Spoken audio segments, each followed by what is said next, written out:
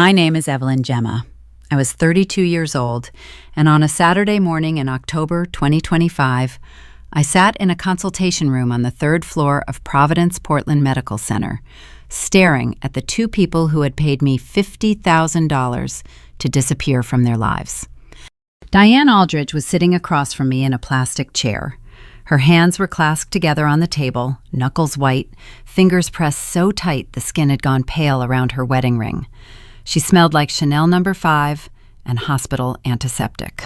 That combination hit something deep in my chest, a place I had sealed shut 10 years ago. Rick Aldridge sat beside her. He was staring at the floor.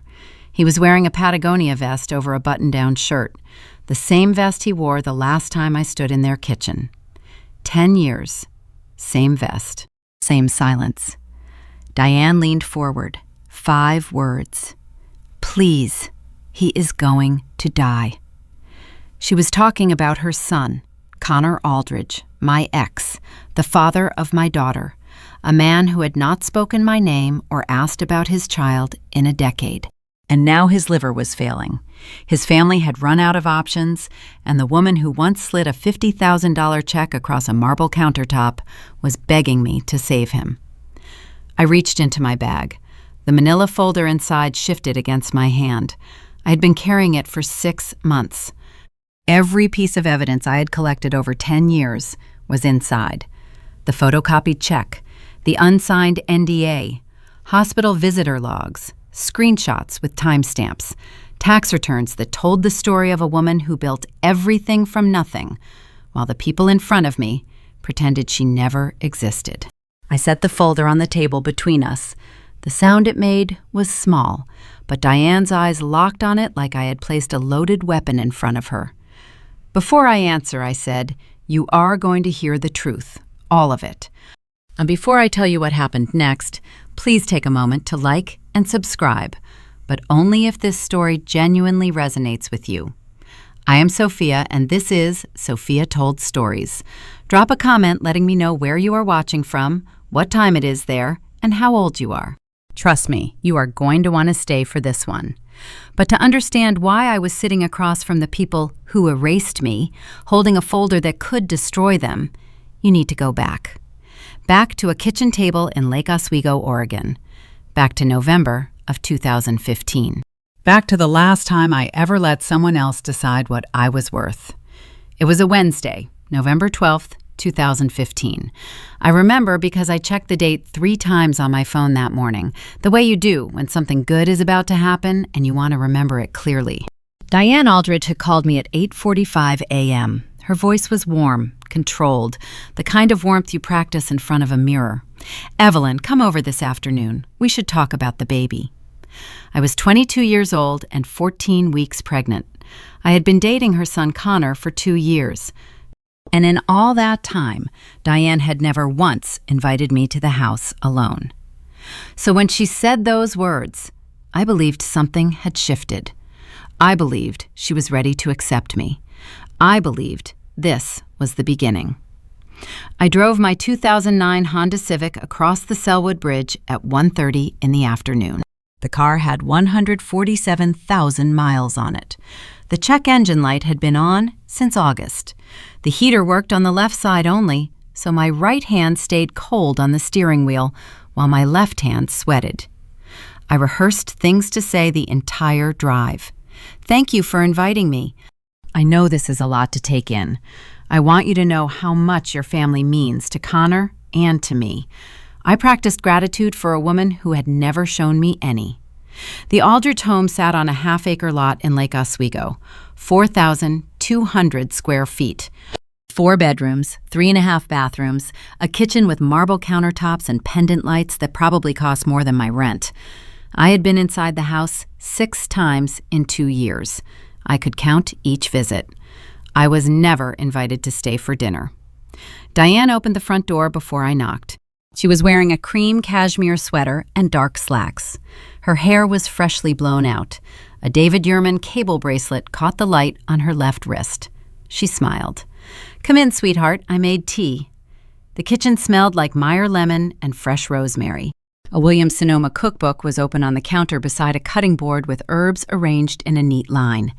Everything was styled. Everything was intentional.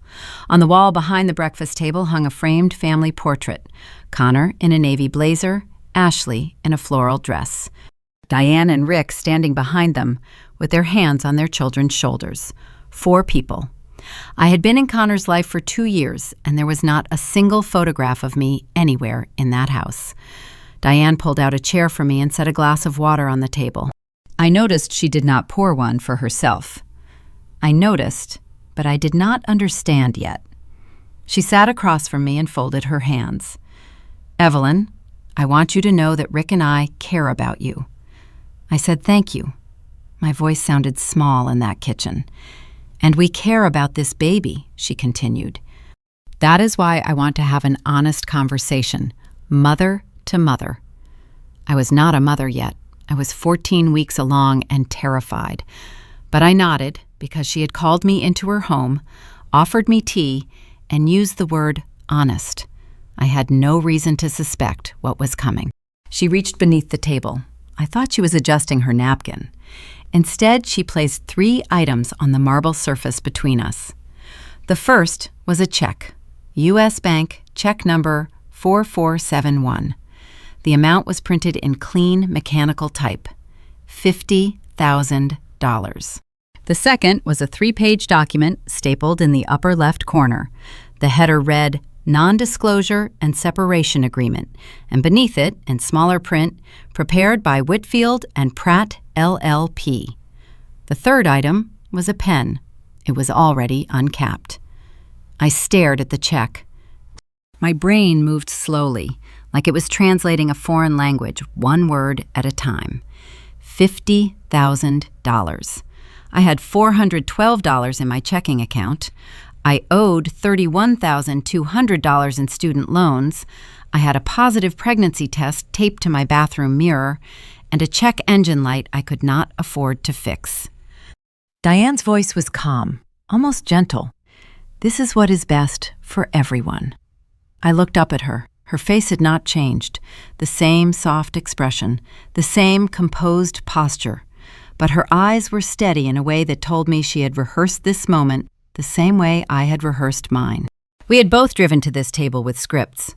Hers was just better funded. "I do not understand," I said.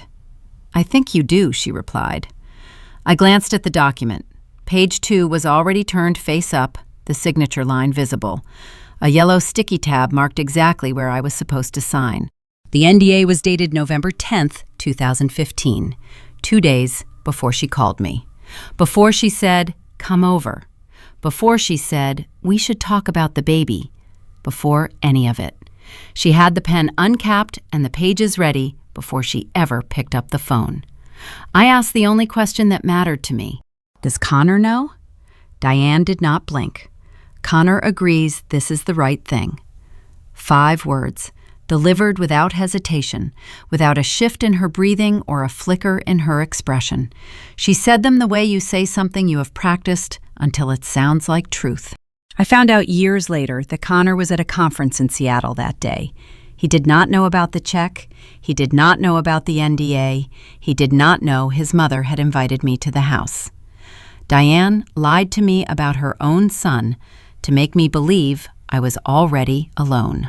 And in that kitchen, at that table, with $412 to my name and a baby I could already feel shifting inside me, it worked. I looked at the check. I looked at the pen. I looked at the woman across from me, her bracelet catching the pendant light, her water glass empty because she had never planned to sit with me long enough to drink. I picked up the pen. My hand was shaking. I want you to understand something. I did not sign the NDA, but I took the check, and that decision followed me for 10 years. But before I tell you about what happened after I left that kitchen, I need you to understand what came before it. Because Diane Aldridge did not wake up on November 12th and decide to erase me. She had been practicing for 2 years. She just never needed a check to do it. I met Connor in the spring of 2013. I was 20, finishing my junior year at Portland State, studying for my BFA in graphic design. He was 23, working at his family's real estate firm, learning the business from the ground up. We met at a coffee shop on Southeast Hawthorne. He spilled an iced Americano on my sketchbook. He bought me a new one the next day. Not a cheap one, a moleskin, the large size, $22.95. He left a note inside the front cover. "Sorry about the coffee. Let me make it up to you with dinner." I still remember his handwriting. Tall letters, slightly slanted to the right. Connor was kind in the beginning. He was generous, attentive, the kind of man who remembered what you ordered the first time and never had to ask again. But Connor had a blind spot the size of his mother's shadow, and I did not see it until it was too late. The first time I met Diane was in July 2013 at a restaurant in Lake Oswego called Tucci. Connor had made a reservation for 4. He held my hand under the table when we sat down. Diane ordered a Sancerre without looking at the menu. Rick ordered whatever Diane was having. I ordered a sparkling water because I did not know what Sancerre was, and I was afraid to mispronounce something. Diane smiled at me. She complimented my earrings. She asked about my family. I told her my mother cleaned houses in Klamath Falls and my grandmother lived alone in Ashland. Diane nodded, the way people nod when they are filing information they plan to use later. Then she asked what I did. "Graphic design," I said. "I am finishing my degree at Portland State." Diane turned to Connor, not to me, to him. "That is creative," she said. Connor smiled. He did not hear what I heard, but I heard it. In the Aldridge vocabulary, creative was a word that lived next to hobby. It meant interesting but unserious. It meant she draws things. It meant not one of us. I let it go. I told myself I was being sensitive. I let a lot of things go. Thanksgiving 2013 was the first holiday I spent with Connor. I was not invited to the Aldridge dinner. Diane told Connor there was not enough room at the table. The dinner was catered by Elephant's Delicatessen for $2,800. They had a 12-seat dining table. There were 7 family members. Connor did not push back. He came to my apartment afterward at 9:15 p.m. with a container of leftover sweet potato casserole. He kissed my forehead and said, "Next year, I promise." There was no next year. I spent Thanksgiving 2014 alone in my apartment. Connor went to his parents' house. He texted me at 7:40 p.m., "Miss you, family stuff." I ate a turkey sandwich from Safeway and watched 2 episodes of a cooking show I cannot remember the name of. The apartment smelled like deli meat and dish soap. In March 2014, Ashley Aldridge got engaged. The party was at the Aldridge home, 40 guests, a bartender in the living room, a string duo on the patio. I wore a navy dress I found at Nordstrom Rack for $42. The tag had a red clearance sticker. I pulled it off in the car before walking in. Ashley's friends wore Reformation dresses and Veronica Beard blazers. One of them looked at me from across the kitchen island, tilted her head, and said, "Are you the caterer's assistant?" I laughed because I did not know what else to do. Connor was in the other room. Nobody corrected her. Diane introduced me to 3 separate guests that evening. Each time she used the same phrase. "This is Connor's friend Evelyn." Not girlfriend, not partner, friend. Connor overheard it once. He pulled his mother aside. I watched from across the room. He said something short. Diane touched his arm and laughed. He came back to me and said, "She knows. She is just old-fashioned." He corrected her once. He did not correct her again. For Connor's 25th birthday in June 2014, I made him a gift. I spent 3 weeks on it. A framed illustration of the Portland skyline from the spot on the East Bank Esplanade where we had our first real date. I drew it by hand, then digitized it, then printed it on archival paper and framed it in a walnut frame I found at a shop on Mississippi Avenue for $35. It was the most thoughtful thing I had ever given anyone. Connor opened it at dinner at Capitol Grill. His face lit up. He held it with both hands and said, "This is my favorite gift I have ever gotten." Diane glanced at it. She said nothing. When the main course arrived, she picked up the frame and moved it to the floor behind the breadbasket. She did not set it down gently. She placed it face down, leaning against the table leg. Connor did not notice. I noticed. I said nothing. I found out I was pregnant in September 2015. I took the test in the bathroom of my apartment in Selwood. 2 pink lines. I sat on the tile floor and stared at the ceiling for 11 minutes. My first thought was not joy. It was not fear. It was, how will Diane react? That should have told me everything. I told Connor the next morning at his apartment. He was sitting on the couch in a Portland Timbers t-shirt, eating cereal from a mixing bowl. His face broke into a grin. He pulled me onto the couch and said, "We are going to be great at this." I wanted to believe him. I almost did. Then he said the sentence that sealed everything. "Let me tell my parents in my own way." He kissed my forehead. "Give me a little time." He never told them. 6 weeks passed. I asked twice. The first time he said, "I am working on it." The second time he said, "You do not understand my family." I understood them better than he thought. I just could not say that yet. Ashley found out by accident. She came to Connor's apartment on a Tuesday afternoon in late October to drop off a birthday gift for Rick. I was in the bathroom. My bag was on the kitchen counter, open. Ashley saw the prenatal vitamins inside. She did not ask me about them. She called Diane before she left the parking lot. I know this because Connor told me later, his voice flat, his eyes somewhere else. Ashley told my mom, so she knows. 48 hours later, Diane called. "Come over. We should talk about the baby." I drove to that kitchen table believing I was about to be welcomed. Instead, I was handed a price tag. After I left the Aldridge house that afternoon, I did not drive home. I drove to the FedEx on Southeast Hawthorne. I walked in with the check and the unsigned NDA. I photocopied both, front and back. The copies cost $1.80. I paid in quarters from my console. My hands were still trembling from the kitchen. The cashier asked if I was okay. I said I was fine. I was not fine. I folded the copies, put them in my glove compartment, and drove home. That night, I placed them inside a fireproof lockbox I had bought at Target 2 years earlier for $29.99. I slid the lockbox under my bed. I had no plan for those papers, no strategy, no scheme. I just knew, somewhere beneath the shock and the shame, that a woman who prepares an NDA 2 days before inviting you to tea is a woman whose words you keep a record of. I kept the NDA in that lockbox under my bed. I had no plan for it. Not yet. I want to tell you that I fought back, that I stood in that kitchen and told Diane Aldridge where she could put her check.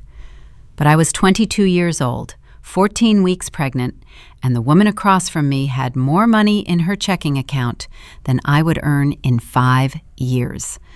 So I drove home with $50,000 and a photocopied check. And I did not speak to any of them again. Not for a long time. A long time turned out to be 3 weeks. That was how long I lasted before I broke. I deposited the check on November 13th, the day after Diane placed it on the table. U.S. Bank, the branch on Southeast Milwaukee Avenue.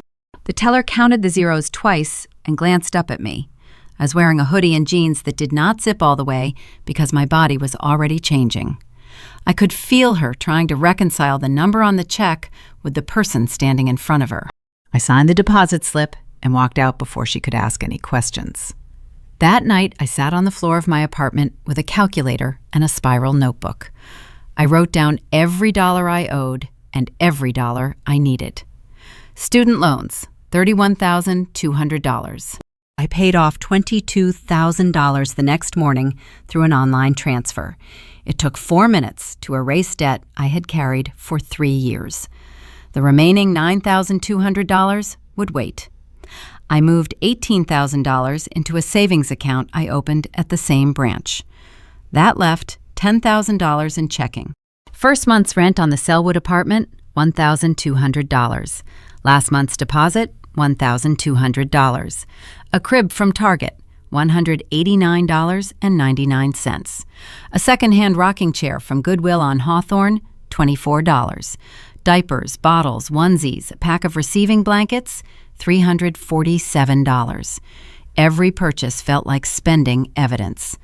Every dollar withdrawn was one less proof that the check had ever existed. I kept waiting for Connor to call. November 14th, nothing. November 18th, nothing.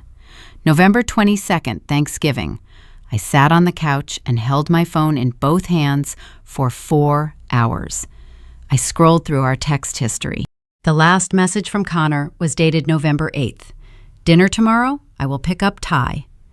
4 days before his mother offered me $50,000 to vanish, he was planning pad thai with me. I stared at those 9 words until the screen dimmed. The phone felt heavier than it should have. I set it face down on the coffee table and watched the ceiling fan turn. By the end of November, the silence had a texture. It pressed against the walls of the apartment. It sat in the chair across from me at meals. It hummed underneath every sound: the refrigerator cycling, the rain on the window, the neighbor's dog barking at 6 a.m. Silence was not empty.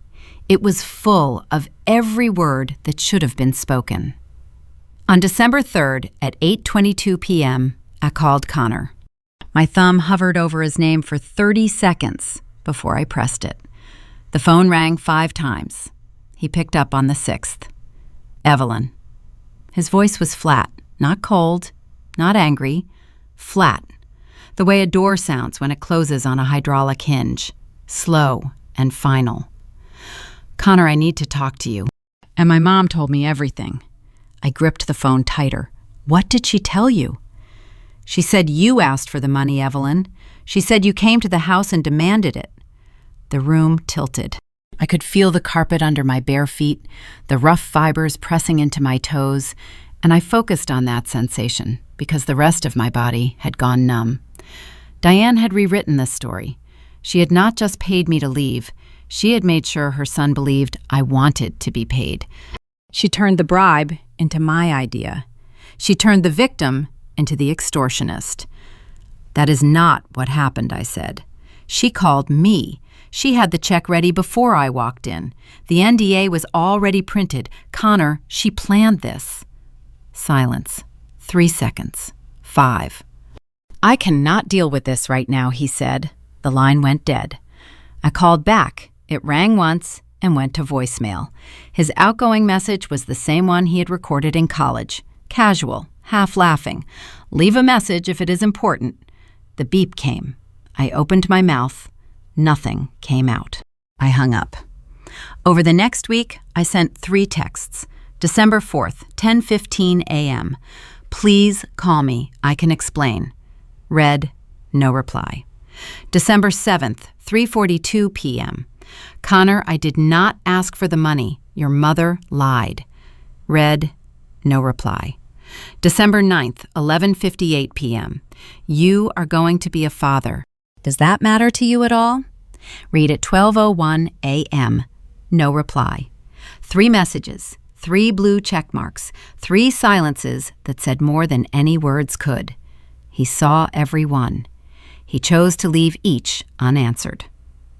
On December 14th, I drove to the Aldridge house.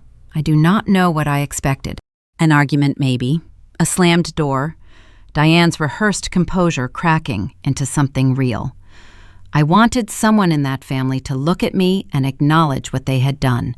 I wanted a fight, because a fight would mean they still considered me worth fighting with. I pulled into the driveway at 4:10 in the afternoon. The porch light was already on. A wreath hung on the front door, evergreen with red berries, the kind that costs $80 at a florist. I rang the bell. I could hear it chime through the door, a 2-tone sound, deep and hollow. Rick opened the door. He was wearing a flannel shirt under his Patagonia vest. His reading glasses were pushed up onto his forehead. He looked at me the way you look at a package delivered to the wrong address. His eyes dropped to my stomach. I was 18 weeks by then, showing. His gaze traveled from my midsection to my face and stayed there for 2 seconds. I watched something pass through his expression. Not guilt, not sympathy, calculation. He was measuring how much trouble this visit could cause. "This is not a good time, Evelyn," he said. 6 words, delivered with the same tone he might use to turn away a solicitor. No hostility, no warmth. The practiced blankness of a man who had learned that the safest response to any disruption was to close the nearest door. And he did. He closed it. Not a slam, a gentle, steady push until the latch clicked. The sound of that click was louder than any shout.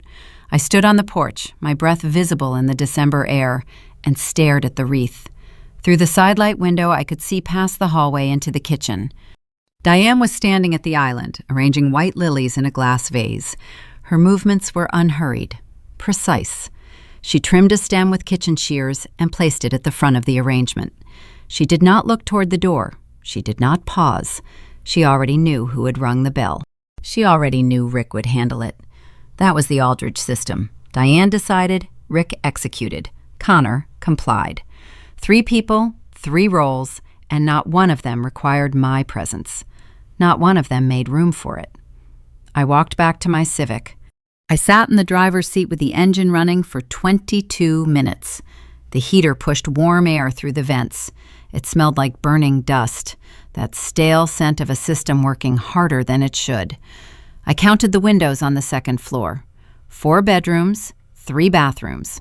Somewhere behind one of those windows, Rick was returning to whatever he had been reading before I interrupted his afternoon. Somewhere below, Diane was finishing her flowers. My baby kicked for the first time that week, a tiny flutter, low and to the left. I placed my hand on my stomach and felt it again. A small life, reminding me it was there. The only Aldridge who acknowledged me that day was the one who had not been born yet. I pulled out of the driveway and headed toward Southeast Division. I parked outside Pine State Biscuits and went inside. The restaurant was warm and smelled like fried chicken and hot butter. I ordered a Reggie Deluxe and sat at a corner table. When the food came, I picked up the sandwich, held it for a moment, and set it back down. I could not eat. My throat was closed. I wrapped the sandwich in a paper napkin, carried it to the car, and placed it on the passenger seat. It sat there until the next morning, cold and untouched, a meal that was supposed to feel like comfort and instead felt like proof that comfort was something I no longer knew how to accept. I stopped calling Connor on December 21st. I stopped driving by the house on January 3rd. And on January 19th, 2016, at 4:47 a.m., in a delivery room at Providence Portland Medical Center, I gave birth to a 6-pound, 11-ounce baby girl. I named her Lily Ruth Gemma. Ruth, after my grandmother. The only person who ever made me feel like I was enough. Lily came into the world the same way I had been living for the past 2 months. In the dark, without help, holding on to something I could not see. My water broke at 1:20 a.m. on January 19th, 2016. I was alone in the Selwood apartment. The floor of the bathroom was cold tile. I gripped the edge of the sink and counted my breaths. 7 in, 7 out. My phone was on the kitchen counter, 12 steps away. It took me 3 minutes to reach it. I called my mother first. Sandra picked up on the 4th ring, her voice thick with sleep. She lived in Klamath Falls, 280 miles south. She worked a cleaning shift at 6 a.m. She had $220 in her account. I knew this because she had told me the week before when I asked if she could come up for the birth. "I will try, Evie," she had said. Trying meant she could not afford the gas. "Mom, the baby is coming." "Oh, honey." A pause. The sound of her sitting up in bed. "I will try to borrow Jean's car." Jean was her neighbor. Jean's car was a 2003 Ford Taurus with a transmission that slipped on hills. Klamath Falls to Portland was a 4-hour drive on a good day. My contractions were 6 minutes apart. "It is okay, Mom. I will be okay." I hung up and called a cab. The dispatcher said 15 minutes. It took 23. I sat on the front steps of the apartment building in a coat I had not buttoned, holding my overnight bag against my chest. The January air tasted like frost and wet bark. The streetlight above me flickered in a rhythm I could not predict.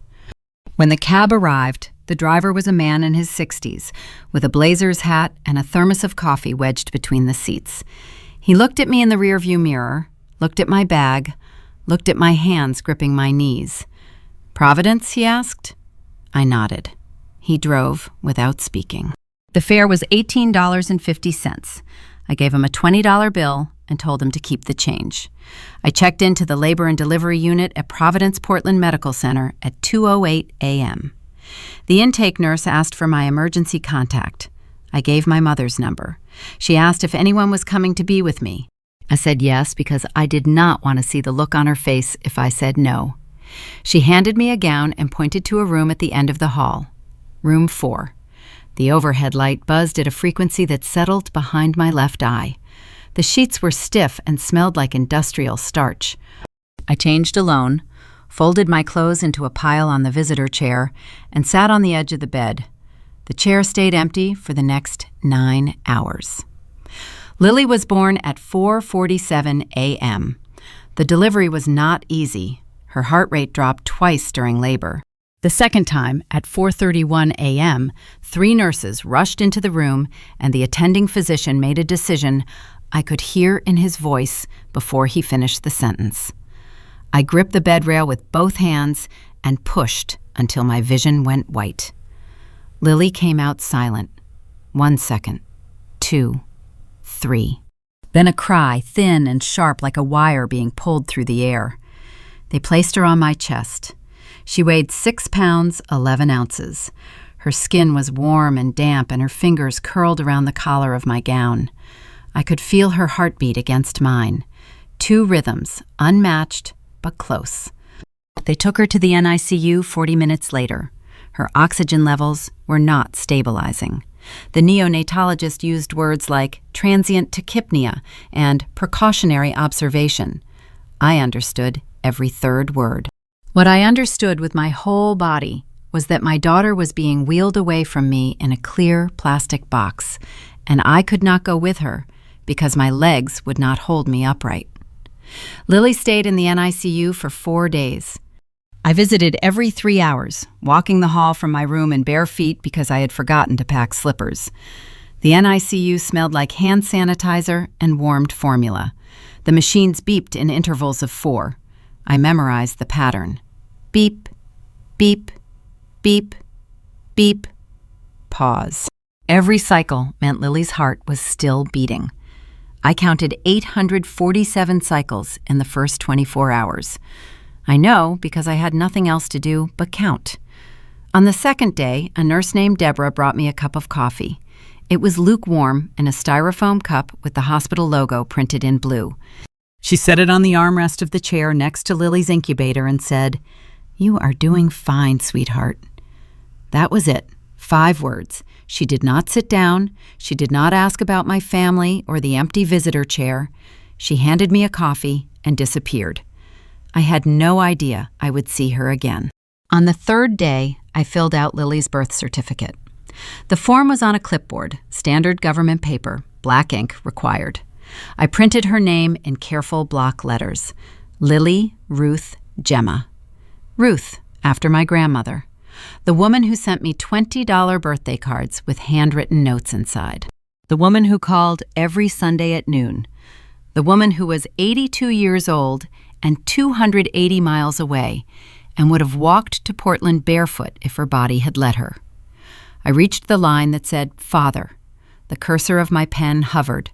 The plastic chair creaked under me. I could hear the NICU machines through the wall, that 4-beat rhythm, steady and indifferent. I left the line blank. Certificate number 2016-072-004-891, filed January 22, 2016. State of Oregon, vital records. Father, not listed. I stared at that empty space for a long time. It was not a line on a form. It was a door, and I was choosing to close it, because the man on the other side had already closed his. The hospital bill came to $8,740. Insurance covered a portion. My remaining balance? $5,860, payable in installments. I signed the payment plan in the hospital business office on January 22nd. The same day, I filed the birth certificate. My savings dropped from $18,000 to $12,400 after hospital costs and the baby supplies I had been buying in small, anxious trips to Target over the past month. I had 4 months of rent covered, no income, no job lined up, a BFA in graphic design, and a cracked iPhone 6 with 14% battery. I took a photo of Lily's hospital bracelet before they cut it off. White plastic, printed in small black letters. Baby girl Gemma, 6 pounds, 11 ounces, January 19th, 2016. I held the bracelet in my palm and photographed it with the flash on. The image was overexposed, slightly blurred. I saved it in a folder on my phone labeled Proof. I do not know why I chose that word. I had a folder called Photos and a folder called Lily that I had created the week before. But my thumb typed Proof, and I did not change it. Proof she existed. Proof I was her mother. Proof that someone in the Aldridge bloodline had arrived, and not one of them came to see her. I brought Lily home to the Selwood apartment on January 23rd. The cab ride back cost $17.75. I carried her in a second-hand car seat I had bought at Goodwill for $15 and a receiving blanket Sandra mailed from Klamath Falls. The apartment was 520 square feet, 1 bedroom, 1 bathroom, a kitchen that shared a wall with a living room. I had set up the crib in the corner by the window. A mobile hung above it, plastic stars and moons, $12.99 from Target. The bassinet was beside my bed, also Goodwill, $18. Nobody called that day. Not Sandra, who had tried to borrow Jean's car and failed. Not Ruth, who did not know I had already delivered because I had not wanted to worry her. Not Connor, not Ashley, not Rick, not Diane. My phone sat on the kitchen counter, plugged in, screen dark. I checked it 9 times between noon and midnight. No missed calls, no texts, no voicemails. At 2:14 a.m., Lily woke for a feeding. I lifted her from the bassinet, sat on the floor with my back against the bed frame, and held her while she nursed. The apartment was dark except for the nightlight I had plugged into the bathroom outlet, a soft orange glow that reached the edge of the bedroom doorway. I could hear the building's furnace humming through the floor. The baseboard heater ticked as it cooled. Lily's breathing was the only warm sound in the room. I looked at the ceiling. I looked at the crib. I looked at my daughter, her fist wrapped around my index finger, her mouth working in small, steady pulls. I thought, I am 22 years old. I have a newborn. I have $12,400, and not one person in the world knows I came home from the hospital today. Let me ask you something. Have you ever been in a room full of people and felt invisible? Or have you ever held your child for the first time and realized the people who should be celebrating with you chose not to show up? If that hits close to home, type "I understand" in the comments. And hit that like button if you are still with me. That was January 2016. Rock bottom. Or at least, I thought it was. Because 2 months later, I walked into a print shop on Division Street with $38 in my checking account and met a woman named Gloria Navarro. And everything began to change. Gloria Navarro did not save my life on the day I met her, but she handed me the first rung of the ladder that let me climb out. It was the second week of March 2016, a Tuesday. Lily was 8 weeks old and strapped to my chest in a carrier I had bought at a consignment shop on Belmont for $22. She was asleep, her face pressed against my collarbone, her breath warm and damp through the fabric of my shirt. I pushed open the door of Navarro Press on Southeast Division Street, and a small brass bell chimed above my head. The sound was thin and bright in the quiet shop. The air inside smelled like ink and warm paper, a combination that reminded me of the printmaking lab at Portland State. It was the first familiar scent I had encountered in months that did not carry pain with it. The shop was narrow. 2 large format printers against the left wall, a cutting station in the back, stacks of cardstock organized by weight and color on metal shelves. Behind the counter stood a woman in her late 50s with silver-streaked hair pinned up in a loose twist. She wore reading glasses on a beaded chain around her neck. A pencil was tucked behind her left ear. Behind her, mounted on the wall above the register, was a hand-painted sign in dark green letters, Navarro Press, established 1994. I walked to the counter and set down a USB drive. "I need 200 business cards," I said. "Standard size, matte finish." The woman picked up the drive and turned it over in her fingers. "What is on here?" "My logo and the card layout."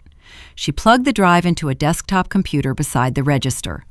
The monitor was old, a thick Dell with a scratch across the bottom right corner.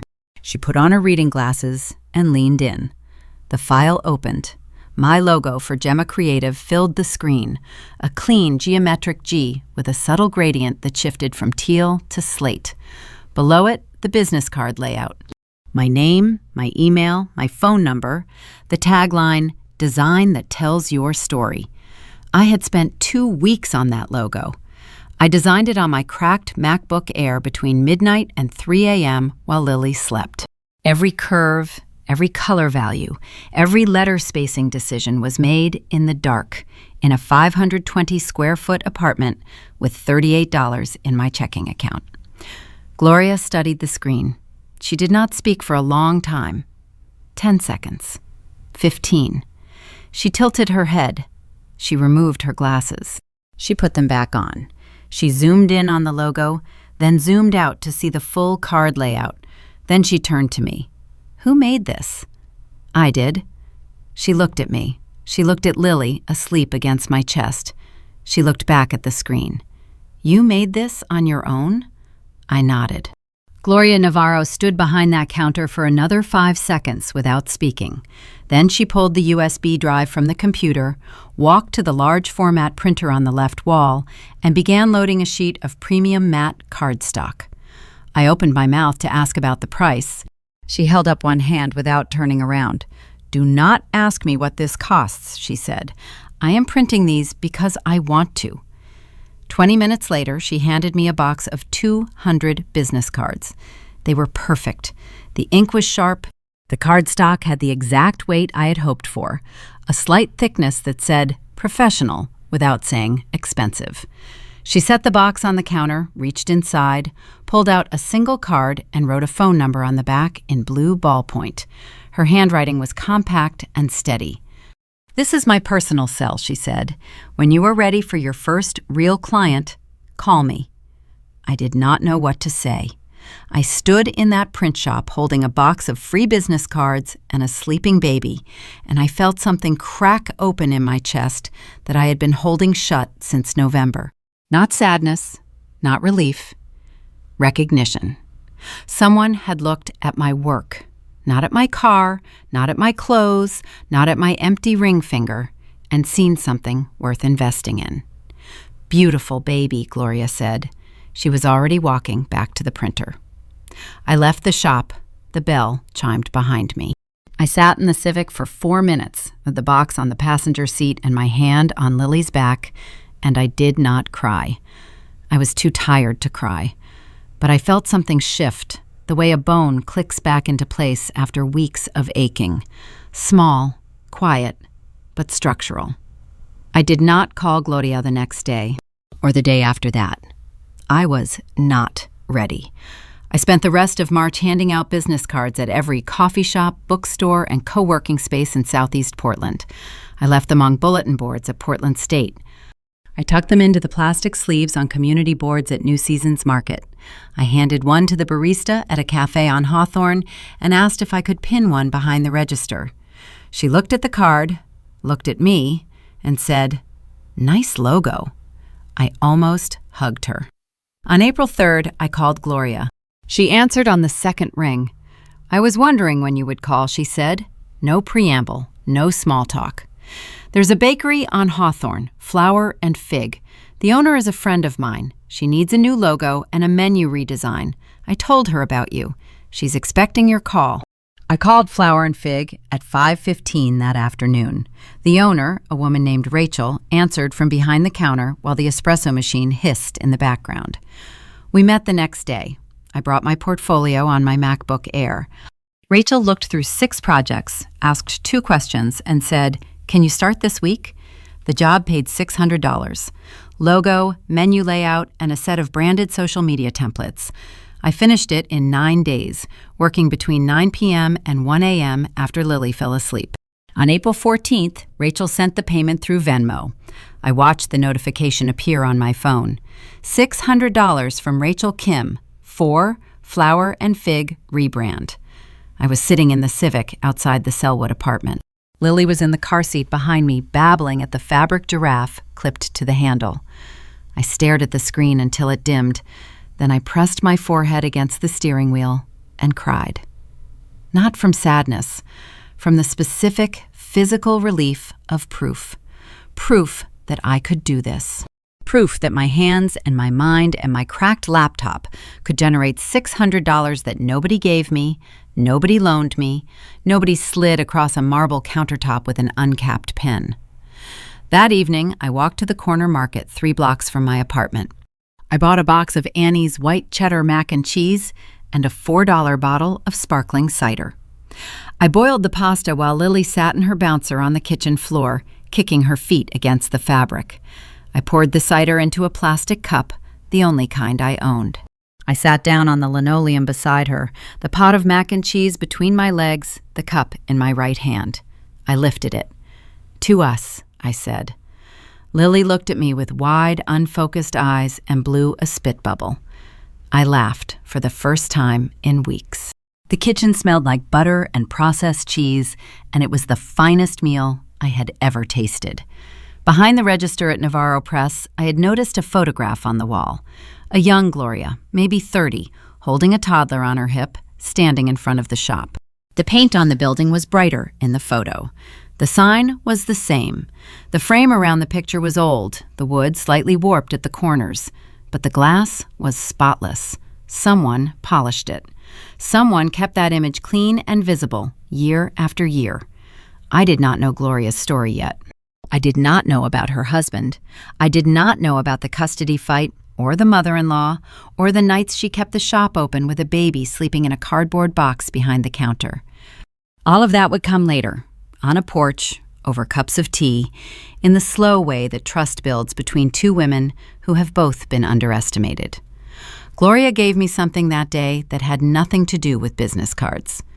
She gave me the first evidence that a stranger could look at my work and see value, that maybe the people who told me I was not enough were the ones who were afraid I was too much. I did not know that was Gloria's line yet, but I would hear it again and again, and it would change my life.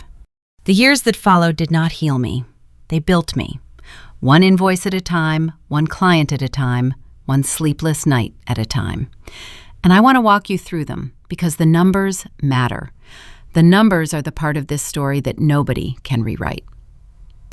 Year 1, 2016. Gemma Creative grossed $23,400. I earned every cent of it between the hours of 9 p.m. and 2 a.m., working on a second-hand MacBook Air with a cracked trackpad that I had to tap twice for every click. Lily slept in the next room.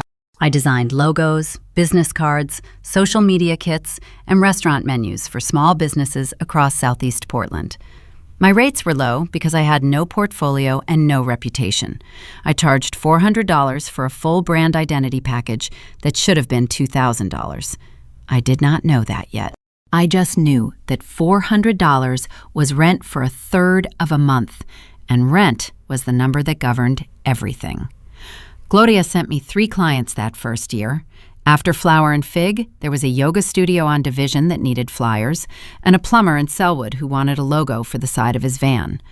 Small jobs, short turnarounds, but each one was a line on my portfolio, and each line was a step away from the woman who had sat at Diane Aldridge's kitchen table with $412 in her account and no voice to argue. Year 2, 2017. Gemma Creative grossed $51,000. I hired my first contractor, a freelance copywriter named Jess, who I found through a Portland State alumni group. She charged $35 an hour and worked from her apartment in Buckman. With Jess handling the written content, I could take on larger projects, a boutique hotel in the Pearl District, a craft brewery in Northeast, a dental practice that wanted a full website redesign. My rates went up, not because I asked for more, because Gloria sat me down on her porch one Thursday evening and said, "You are charging people for your time. Start charging them for your talent." I raised my base rate from $50 an hour to $85 the next morning. I lost one client. I gained 3. It was also the year I lost my grandmother. Ruth died on September 14th, 2017, a Wednesday. She was 83 years old. She died in her sleep in the small house in Ashland where she had lived alone for 11 years. The hospice nurse found her at 7:20 a.m. Sandra called me at 8:45. Her voice was steady in the way that voices get when the grief has not arrived yet, when the body is still processing the information before the heart catches up. I drove to Ashland that afternoon with Lily strapped into her car seat. She was 20 months old. The drive took 4 hours and 38 minutes. I stopped once at a gas station outside Roseburg to change a diaper and buy a bottle of water. The Cascade foothills blurred past the windows. Lily fell asleep somewhere near Grants Pass. I drove the last hour in silence, my hands steady on the wheel, my jaw clenched, my eyes dry. I would not cry until the funeral. I would not cry even then. Ruth had met Lily once, August 2017, 1 month before she died. I had driven down on a Saturday and spent the weekend in Ashland. Ruth held Lily on her lap in the garden behind her house. Lily grabbed a fistful of Ruth's silver hair and laughed. Ruth laughed back. It was the only time they were in the same room, and I have replayed that image in my head more times than I can count. 2 people I loved, separated by 62 years and connected by blood and by me. Ruth looked at Lily that afternoon and said, "She has your eyes, Evie, and your stubbornness." Then she winked. That was the last full sentence my grandmother ever said to me. The funeral was on September 18th at a small chapel in Ashland. 14 people attended. I was the only one who spoke. Sandra sat in the second row, hands folded in her lap, staring at a fixed point above the casket. She did not cry. She did not speak. I do not hold that against her. Sandra's grief lived somewhere she could not reach in public. I understood that. I had inherited the same locked room. No one from the Aldridge family sent a card. No call, no flowers, no acknowledgement that the woman who gave their granddaughter her middle name had left the world. I did not expect them to, but I noticed. Grandma Ruth left me one thing in her will, the contents of a storage unit in Ashland. Unit 14, Ashland Self-Storage, paid through 2020 by her estate at $89 a month. I would not go through it for another year. Year 3, 2018. Gemma Creative grossed $89,000. I moved out of the Selwood apartment in June. The new place was a 2-bedroom in the Alberta Arts District, $1,750 a month. Lily had her own room for the first time. I painted it lavender on a Saturday afternoon while she napped at Gloria's house. The smell of fresh paint and open windows. The sound of Alberta Street traffic 2 floors below. For the first time, the space I lived in felt chosen, not settled for. It was also the year Gloria introduced me to Nathan Cross. Nathan owned Cross Hospitality Group, a company that operated 4 boutique hotels across Oregon and Washington. Gloria had printed menus for one of his Portland properties for years. Over coffee at Laurelhurst Market in October 2018, Gloria mentioned my name. "There is a designer I think you should meet," she told him. "She's better than anyone you are currently working with." Gloria never oversold. She never exaggerated. So when she made a statement like that, people paid attention. Nathan emailed me the following week. He wanted a test project, rebrand the welcome packet for his flagship hotel in the Pearl District. New layout, new typography, new color palette. I had 6 days. I finished in 5. On the 6th day, Nathan sent a reply. 1 line. "This is the best work I have seen come out of Portland in a decade." My hands trembled when I read it. I took a screenshot. I saved it in a folder on my desktop. I told myself it was for my portfolio. But I knew, somewhere underneath, that I was collecting proof the way I had been collecting proof since the day I photographed Lily's hospital bracelet. Proof that I was real. Proof that my work had weight. Proof that the woman Diane Aldridge tried to erase had not disappeared. Nathan signed a $9,200 monthly retainer with Gemma Creative in November 2018. That single contract changed the math of my life. By year 5, 2020, I had 4 employees, a converted 1,100 square foot warehouse studio on Alberta Street, and a gross revenue of $142,000. I paid off the last $9,200 of my student loans on a Tuesday morning in March. I bought a 2021 Subaru Outback in autumn green. I took Lily to Salt and Straw on Northwest 23rd for her birthday every January, and she ordered the same flavor each time, honey lavender.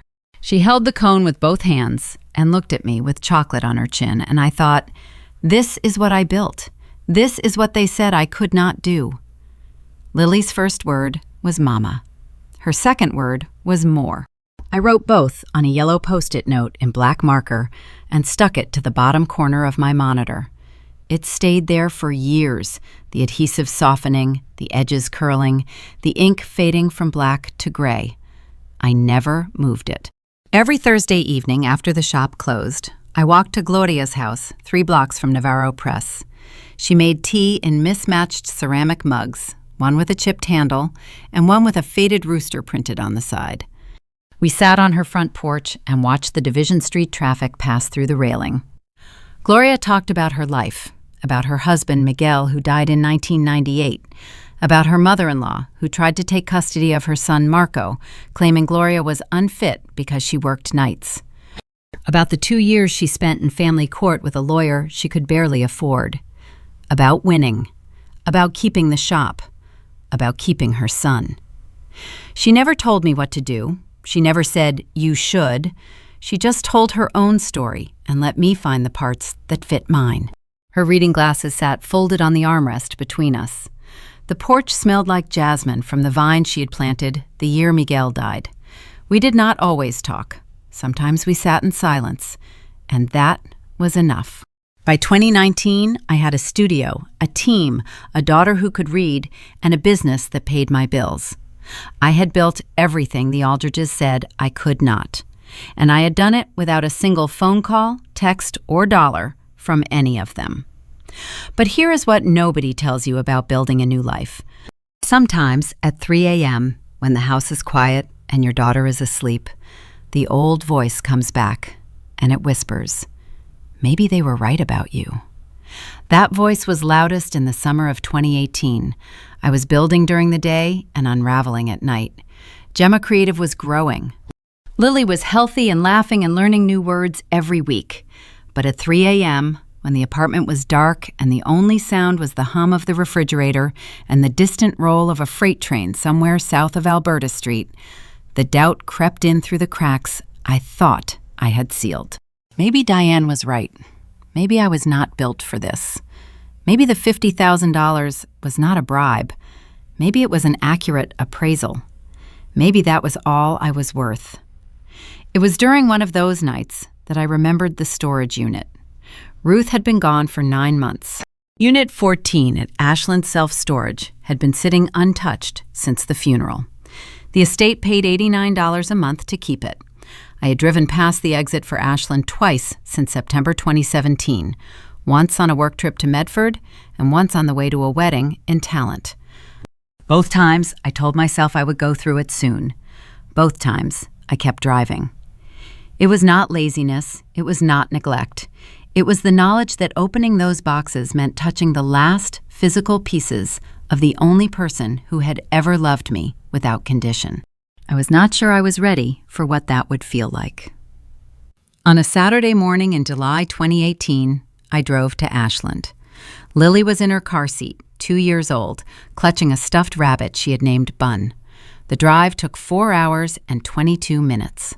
I stopped at a gas station in Grants Pass to buy a bottle of water and a pack of animal crackers for Lily. The Cascade foothills unrolled on both sides of the highway, green and gold in the July heat. The air smelled like dry grass and warm asphalt. Ashland's self-storage sat on a gravel road off Highway 99, a row of orange metal doors set into a long concrete building. I checked in at the front office. The attendant, a young man with a sunburn and a Portland Trail Blazers lanyard around his neck, pulled up the account. Unit 14, Parsons Estate, paid through January 2020. He handed me the key, a small brass key on a white plastic tag. I parked the Subaru in front of Unit 14. Lily had fallen asleep during the last 30 minutes of the drive. I left the engine running for the air conditioning and cracked the windows 2 inches. I could see her face in the rearview mirror, mouth slightly open, bun pressed against her cheek. I walked to the unit and lifted the rolling door. The space was small, 8 feet wide, maybe 10 deep. Stacked to waist height with cardboard boxes, each one labeled in Ruth's handwriting. Black marker on brown cardboard, the letters careful and deliberate.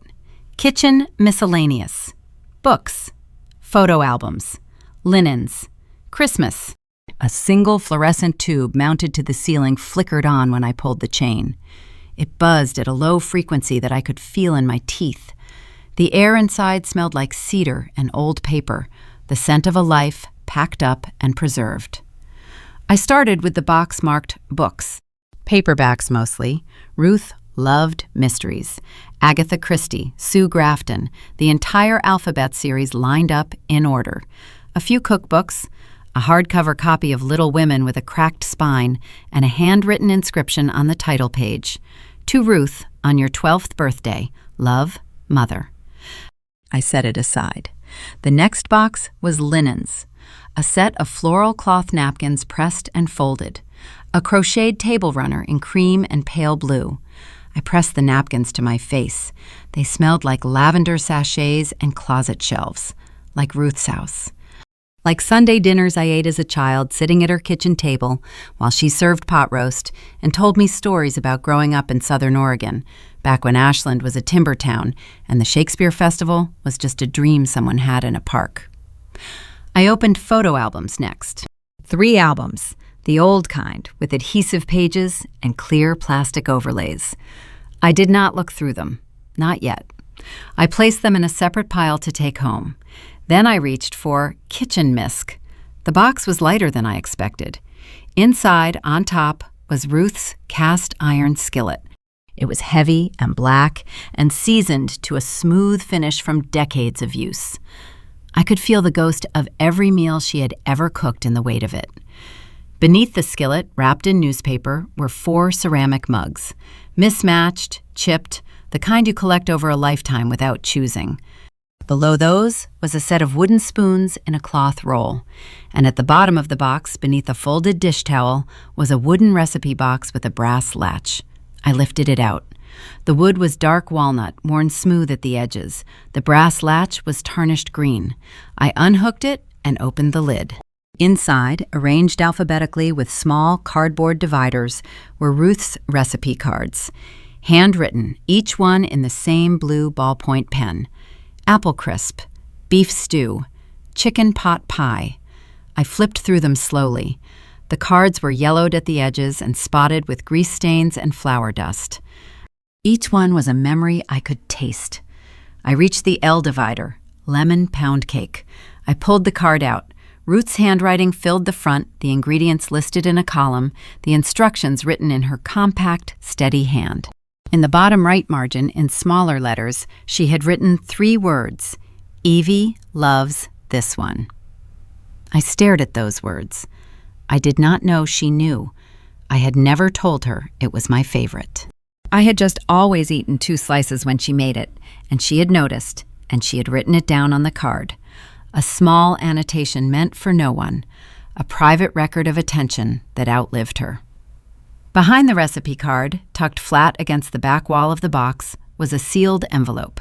Cream-colored, my name written on the front in blue ballpoint. Evelyn. The handwriting was Ruth's, but slightly shaky, the letters leaning more than usual. I turned the envelope over. The flap was sealed with a thin line of glue, no wax, no sticker. Just Ruth's careful hands pressing the paper closed. I broke the seal with my thumb. Inside were 2 pages of cream-colored stationery with a faint floral border, the kind Ruth bought at the Ashland Stationery Shop on Main Street, the one that closed in 2016. A faint coffee ring marked the top right corner of the first page. I could picture her writing this at her kitchen table, a cup of coffee at her elbow, the morning light coming through the window above the sink. The letter was dated June 4th, 2017, 3 months before she died. Her handwriting was small and careful on the first page. By the second, it sloped downward to the right, as if her hand was tiring, or the words were pulling her somewhere she had not planned to go. I read standing in the storage unit, the fluorescent light flickering above me, dust particles floating in the band of sunlight that came through the open door. Dear Evie, it began, I am writing this because there are things I need to say to you that I cannot say on the phone. Not because I am afraid, because the phone does not let me say them the way I want you to hear them.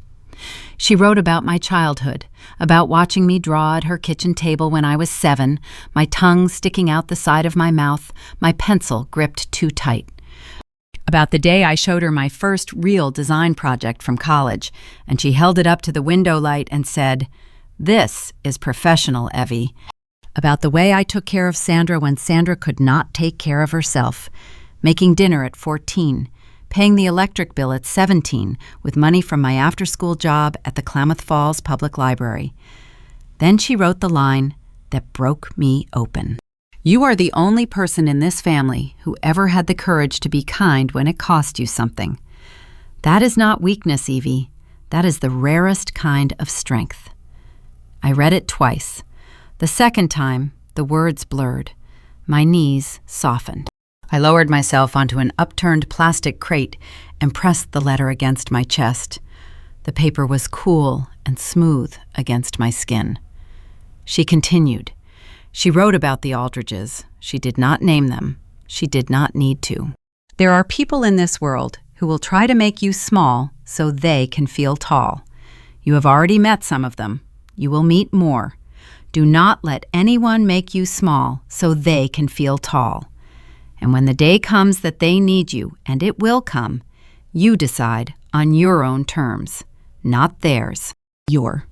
She signed it, All my love, always, Grandma Ruth. I sat on that crate for 11 minutes. I know because when I finally stood, I checked my phone to make sure Lily was not awake yet, and the clock had moved from 2:14 to 2:25. The engine was still running. Lily was still asleep, bun pressed against her face, her chest rising and falling in that slow, trusting rhythm that only children have. I folded the letter along its original creases. I opened the Bible from the books box, the one with the cracked spine and the inscription from Ruth's mother. Between the pages of Psalms, Ruth had pressed a wildflower. It was flat and brown, the petals thin as tissue, but the shape was intact. A purple aster from Lithia Park. I recognized it because Ruth used to walk there every morning. I lifted the flower carefully and placed it inside the envelope with the letter. Then I sealed them both inside the wooden recipe box and carried it to the car. I did not cry in the storage unit. I cried in the Subaru, sitting in the driver's seat with the engine running, my hands on the wheel, looking at my daughter through the rearview mirror. Not tears of grief, not tears of pain, tears of being seen, of being known by someone who was gone, of receiving, 9 months after she died, the exact words I needed to hear at the exact moment I had stopped believing them about myself. I kept the letter in my nightstand drawer from that day on. I read it once a week, then once a month, then only when I needed it. And for a long time, I did not need it. But one night in September 2025, 9 years after I was erased from the Aldridge family, my phone rang at 11:47 p.m.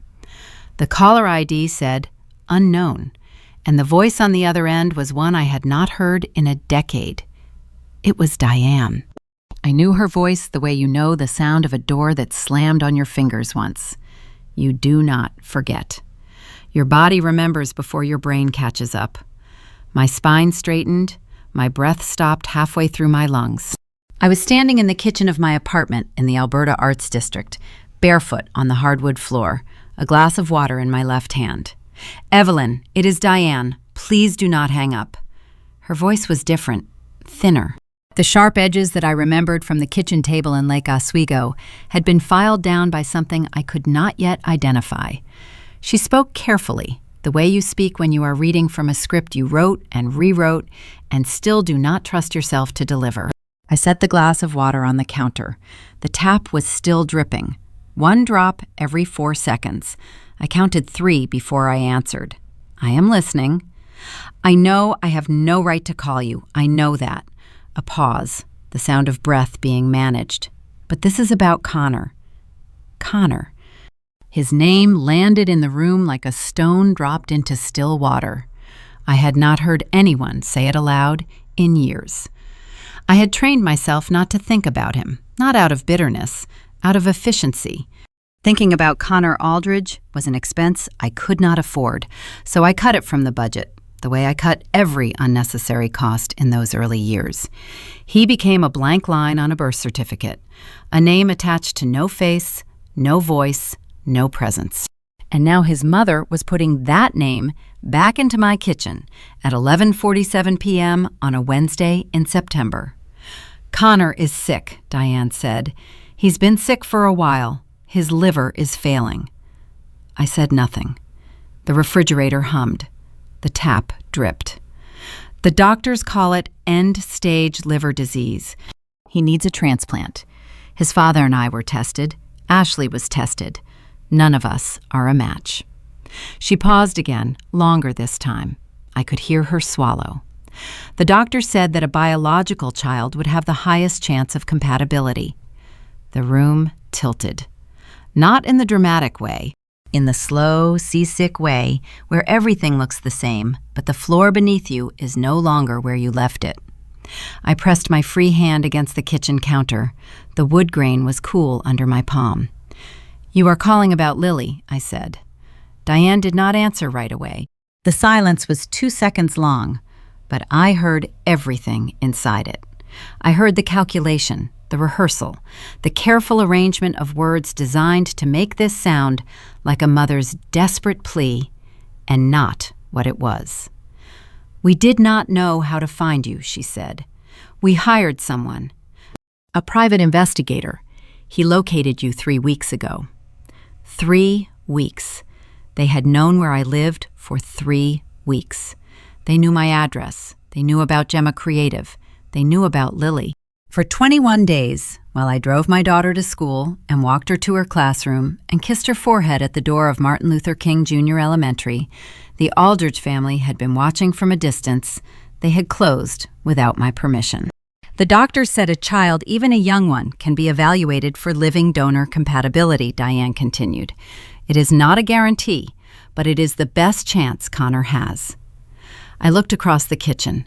Lily's backpack was hanging on the hook by the front door, purple, with a Wonder Woman keychain clipped to the zipper. She'd picked it out herself at Target in August, $24.99. Inside were her math workbook, a library copy of Ramona Quimby, age 8, and a pencil case covered in stickers. She was 9 years old. She was in 4th grade. She could read chapter books and multiply single digits and draw horses with surprising anatomical accuracy. She had never heard the name Connor Aldridge. She did not know her father existed.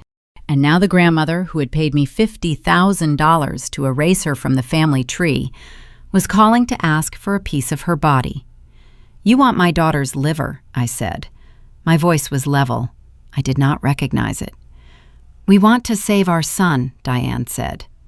There it was, the sentence she had prepared, the framing that turned a demand into a plea, that made refusal sound like cruelty. We want to save our son. Not, we want your daughter's organ. Not, we need the child we pretended did not exist. We want to save our son, as if I were the obstacle. As if the only thing standing between Connor Aldridge and survival was a woman he had not spoken to in a decade and a little girl he had never met. I said nothing for 14 seconds. I know because the kitchen clock above the stove was the analog kind, and I watched the second hand complete its sweep from the 6 to the 8. In those 14 seconds, I thought about Lily's hospital bracelet. I thought about the blank line on her birth certificate. I thought about 36 months of diapers changed alone, fevers monitored alone, first steps witnessed alone. I thought about every school form I had ever filled out where the emergency contact section had one name instead of two. I thought about the photograph of Lily and Ruth in the garden in Ashland, the only image of my daughter with a family member besides me. I will call you back, I said. Evelyn, please, we do not have much time. I will call you back. I hung up. I set the phone face down on the counter. My hands were steady. They had been steady the entire call. 30 seconds later, they began to shake. Not a tremble, a vibration, deep and involuntary, starting in my wrists and traveling upward through my forearms. I pressed both palms flat against the kitchen table and held them there. The oak surface was cool and smooth. I focused on the grain, the thin lines running parallel, the knot near the left edge where the wood darkened and swirled. I breathed. In through the nose, 7 counts. Out through the mouth, 7 counts. The way I had breathed in the back of a cab on the way to deliver Lily. The way I had breathed on Gloria's porch when the doubt crept too close. I did not go to bed. I walked to my bedroom, opened the nightstand drawer, and took out Ruth's letter. I carried it to the kitchen table and unfolded it under the overhead light. The cream-colored stationery, the faint floral border, the coffee ring in the top right corner. I read it from the beginning the way I had read it 100 times before, but this time the words landed differently. They landed on a woman who was no longer doubting her worth. They landed on a woman who was being asked to decide. Do not let anyone make you small so they can feel tall. And when the day comes that they need you, and it will come, you decide on your own terms, not theirs, yours. I sat at that table until 5 a.m. The letter lay flat in front of me, held open by the salt shaker on one corner and a coffee mug on the other. The apartment was silent. Lily's bedroom door was closed. Her nightlight cast a thin line of pink light under the gap at the bottom. I watched that line and thought about all the mornings I had stood on the other side of that door, listening to her breathe, making sure she was safe. I had spent 9 years building a wall between my daughter and the people who discarded us. And now, those people were knocking. The tap dripped. The clock ticked. The letter waited. I did not call Diane back the next day, or the day after that. Instead, I called Tessa. And what Tessa told me made me realize that Diane Aldridge had not just called me for help.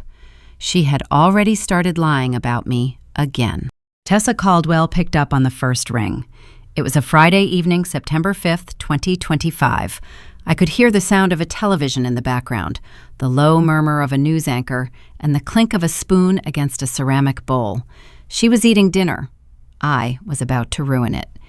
Evie, I was going to call you tonight. Something in her voice made me sit down. Not the words, the spacing between them. Tessa was a paralegal at a family law firm in downtown Portland. She spoke for a living. She measured her sentences the way I measured kerning, with precision and intent. And right now, her precision had a weight to it that I recognized. She was about to deliver something she had been carrying. Evie, I need you to hear something, and I need you to stay calm. I pressed the phone against my ear. The kitchen was dark. Lily had been asleep since 8:30.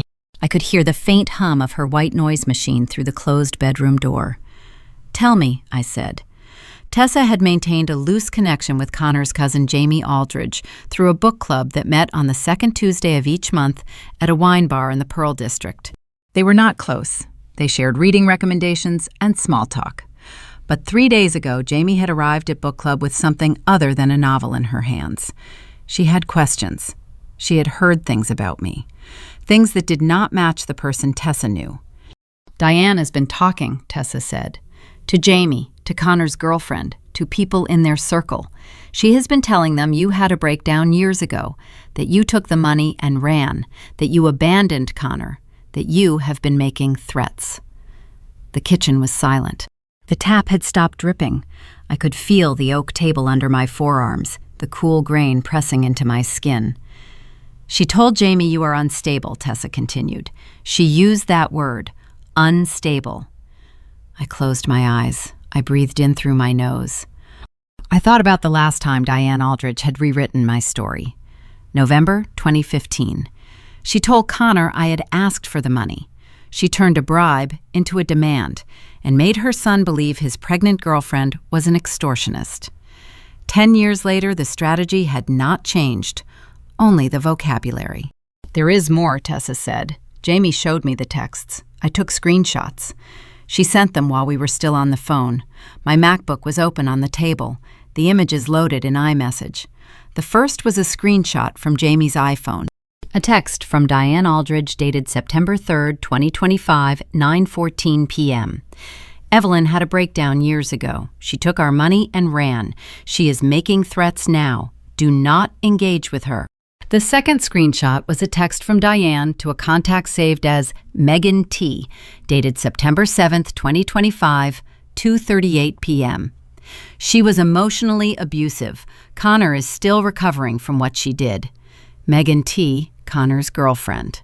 A woman I had never met, who was now receiving a version of my life written by the person who had destroyed it. I read both messages twice. I zoomed in on the timestamps.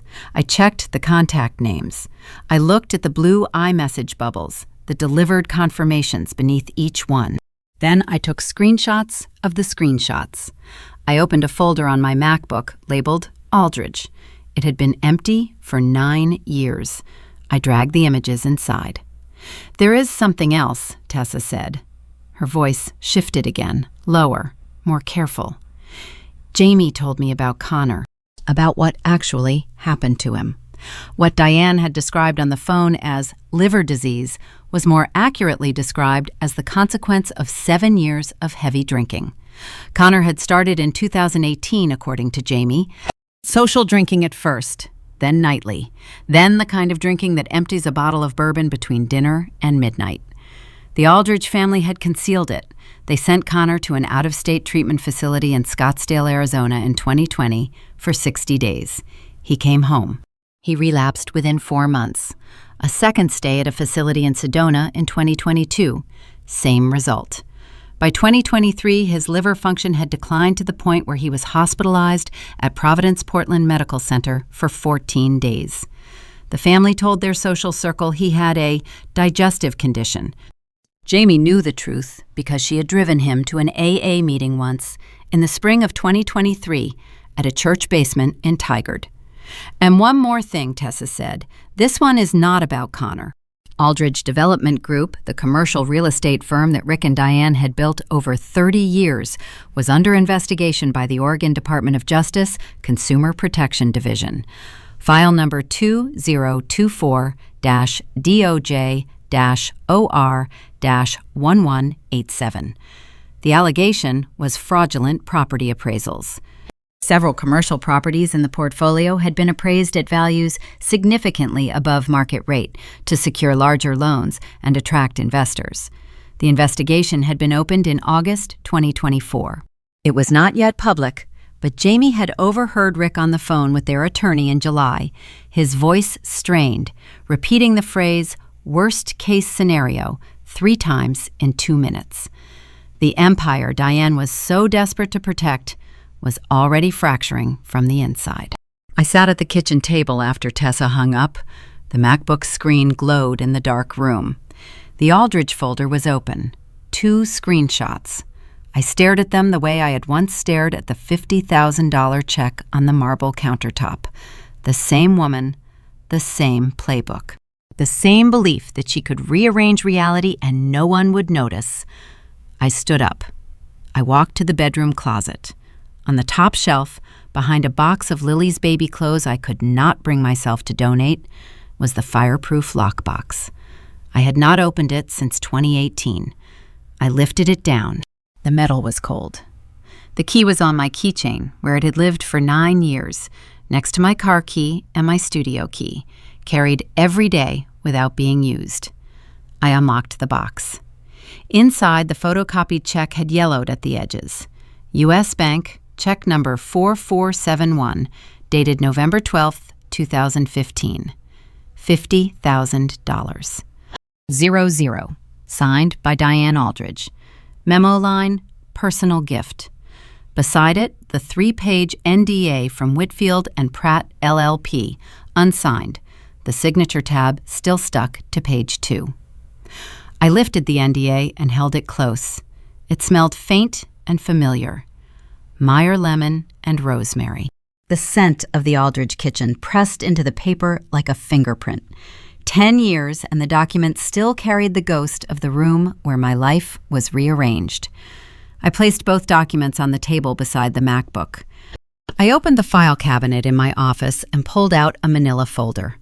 Inside it, I placed the check photocopy, the unsigned NDA, the screenshots of Diane's texts, Lily's birth certificate, which I kept in a fireproof sleeve, certificate number 2016-072-004891, father not listed. I printed my tax returns for the past 10 years. Year 1, $23,400. Year 10, $487,000. Every page went into the folder. Then I called Tessa back. Can you get hospital visitor logs for Connor's stay in April 2023? Tessa was quiet for a moment. I can try, through the firm. It would be Diane Aldridge, April 5th, 11:20 a.m., duration 45 minutes. Diane Aldridge, April 11th, 3 p.m., duration 20 minutes. Richard Aldridge, no entries. Ashley Aldridge, no entries. Megan T., no entries. I printed the log and circled 2 numbers with a red pen. Diane, 2 visits, 65 minutes total. Rick, 0.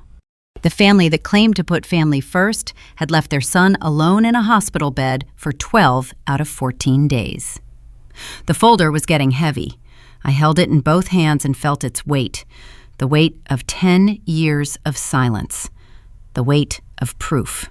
Then I did something I am not proud of. Or maybe I am. I have not decided yet. I picked up my phone and called Nathan Cross. It was a Tuesday afternoon. He answered from his office, the sound of a keyboard clicking in the background. We talked about the quarterly branding report for 3 minutes. Then I said, as casually as I could manage, Nathan, I have a family situation coming up, a meeting at the hospital. It is complicated. Would you be willing to come as a support person? I could use someone in my corner who is not involved. And Nathan said yes, without asking what the meeting was about. He trusted me. I was counting on that. I knew what I was doing. I knew that Nathan Cross, owner of Cross Hospitality Group, board member of the Portland Business Alliance, a man who had paid my company over $330,000 in 3 years, would carry weight in that room simply by being present. I knew that Diane Aldridge could dismiss me. She could dismiss Tessa. She could not dismiss a man whose name appeared in the Portland Business Journal twice a year. I chose my witness the way I chose my typography, with precision, with intent, and with the full understanding that every detail would matter when the moment arrived. Here is my question for you. If the family that erased you suddenly needed your child to save their son, what would you do? Would you walk away? Would you help? Or would you show up and make sure the truth came first? Type your answer in the comments. I want to hear it. And hit that like button if you are still with me. I spent 2 weeks preparing. I organized every document. I rehearsed what I would say. I told Gloria, and she said one thing. Remember who you are when you walk in that room. Do not become who they need you to be. On Saturday, October 4th, 2025, I drove to Providence Portland Medical Center. Lily was with Gloria. The manila folder was on the passenger seat, and for the first time in 10 years, I was going to see the Aldridge family face to face. I parked the Subaru in the hospital garage at 10:08 a.m., level 3, space 47. I remember because I sat there for 7 minutes, staring at the concrete wall in front of me, memorizing the cracks in the gray paint.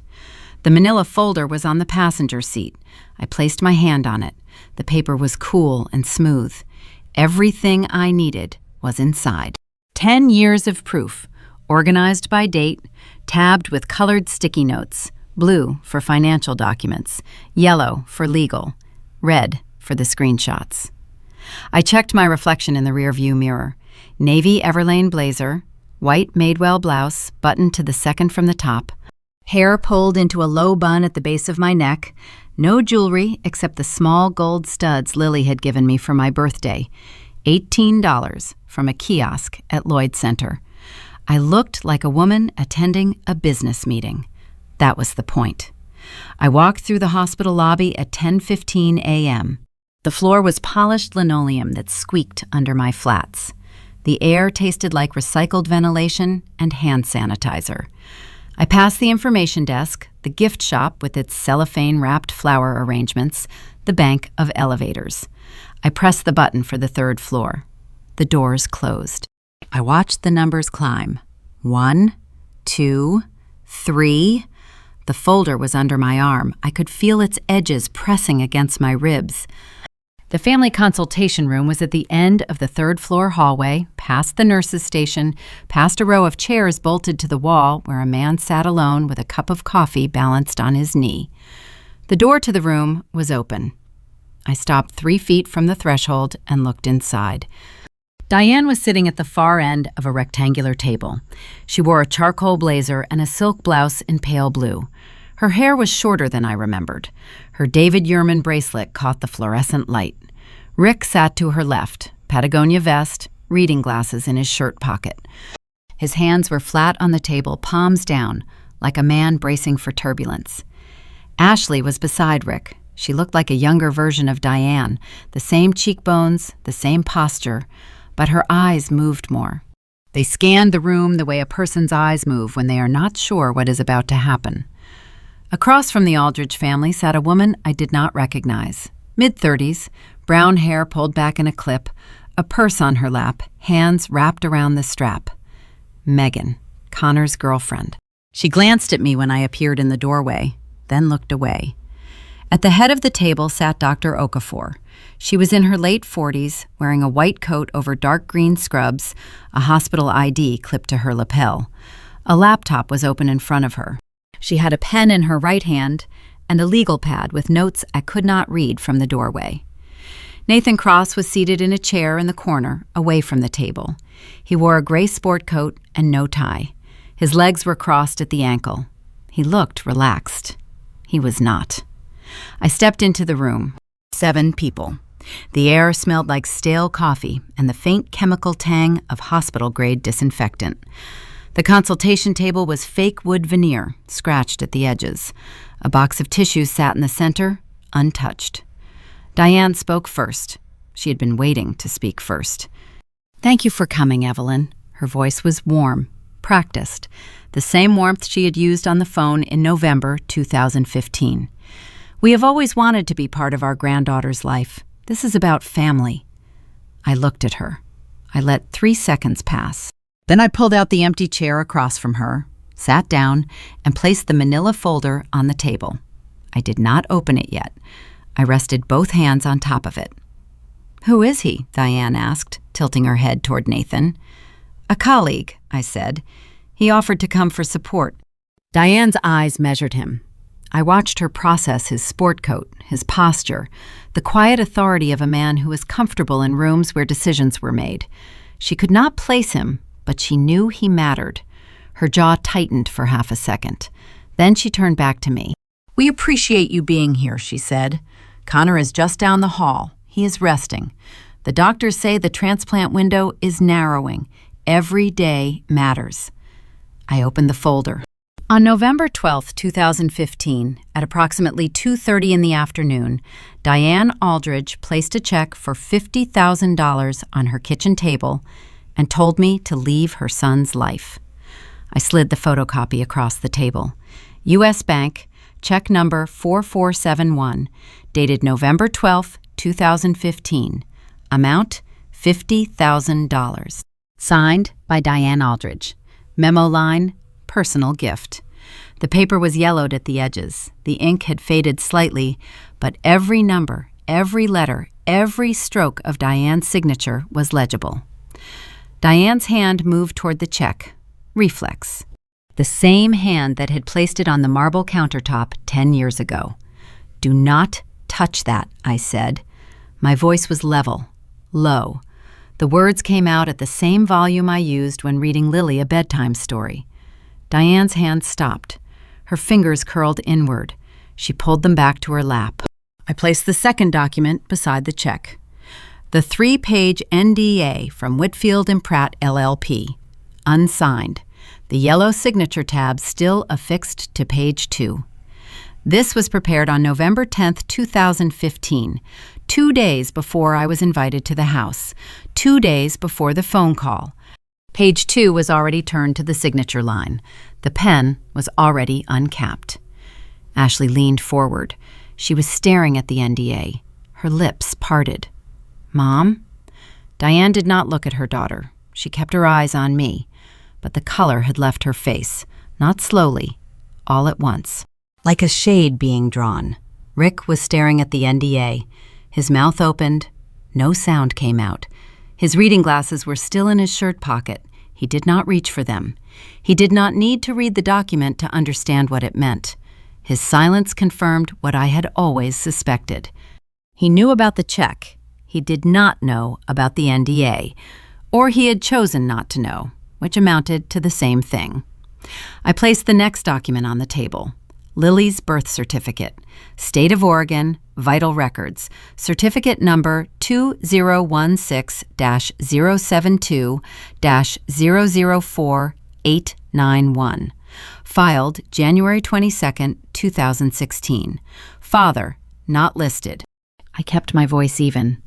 I raised my daughter alone for 9 years. No financial support, no phone calls, no birthday cards, not one. I placed 10 years of tax returns beside the birth certificate, a thick stack, each year paper-clipped separately. $23,400 in year 1, $51,000 in year 2, $89,000 in year 3, $142,000 in year 5, $487,000 last year. Every dollar earned by me, without a phone call, a referral, or a cent from anyone in this room. I paused. I looked at Diane. Her hands were in her lap, clasped together the way they had been in the hospital lobby during the flash forward I described at the beginning of this story. White knuckles, tight fingers. But this time, she was not begging. She was bracing. "You told your son I asked for that money," I said. "You told your family I had a breakdown. You told his girlfriend I was abusive." I placed the final set of documents on the table. 2 printouts, screenshot images on standard letter paper. The first, Diane's text to Jamie Aldridge, September 3, 2025, 9:14 p.m. Evelyn had a breakdown years ago. She took our money and ran. She is making threats now. Do not engage with her. The second, Diane's text to Megan, September 7, 2025, 2:38 p.m. She was emotionally abusive. Connor is still recovering from what she did. These are dated September 3rd and September 7th, 2025, I said. Your words, your phone number, your name. Megan picked up the second printout.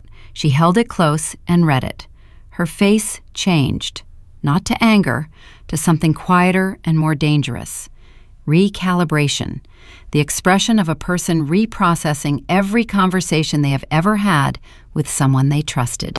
She looked up from the paper and turned to Diane. She did not speak. She did not need to. The room was silent. 7 people, and not one of them moved. The fluorescent light above the table hummed at a pitch just below hearing. The tissue box sat untouched. Dr. Okafor's pen was still. Ashley had both hands pressed flat against the table, her fingers spread as if the surface might tilt beneath her. Then Diane did what Diane always does. She tried to rewrite the story. "You are twisting everything," she said. "This is not what happened." And that is when Nathan Cross stood up. Nathan did not raise his voice. He did not need to.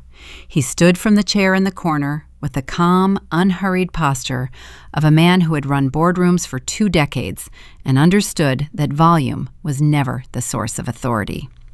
He buttoned the middle button of his sport coat. He looked at Diane. Then he looked at the rest of the room. "I have paid Evelyn Gemma over $330,000 in 3 years," he said, "because her work is the best I have seen in this state. If she is unstable, then I will take unstable over whatever you are offering." The sentence landed the way a stone lands on glass. Not a shatter, a crack that spreads in every direction at once. Diane turned to Nathan. I watched her face process him, the sport coat, the posture, the ease with which he occupied space. She was calculating. I could see it behind her eyes, the rapid assessment of net worth, influence, social standing. She was trying to find the angle from which she could dismiss him. She could not find one. Nathan Cross was the kind of man whose name Diane Aldridge would have recognized from the Portland Business Journal, from benefit galas, from the world she spent her life curating access to. And he was standing in her son's hospital consultation room, vouching for the woman she had tried to erase. Diane opened her mouth, then closed it. Ashley, who had been sitting beside Rick with both hands flat on the table, pulled her chair back. The legs scraped against the linoleum. 6 inches. Not a dramatic exit, a repositioning. She moved her body away from her mother the way you move away from something you are not sure is safe. She did not look at Diane. She stared at the NDA on the table in front of her as if reading it for the first time, which she was.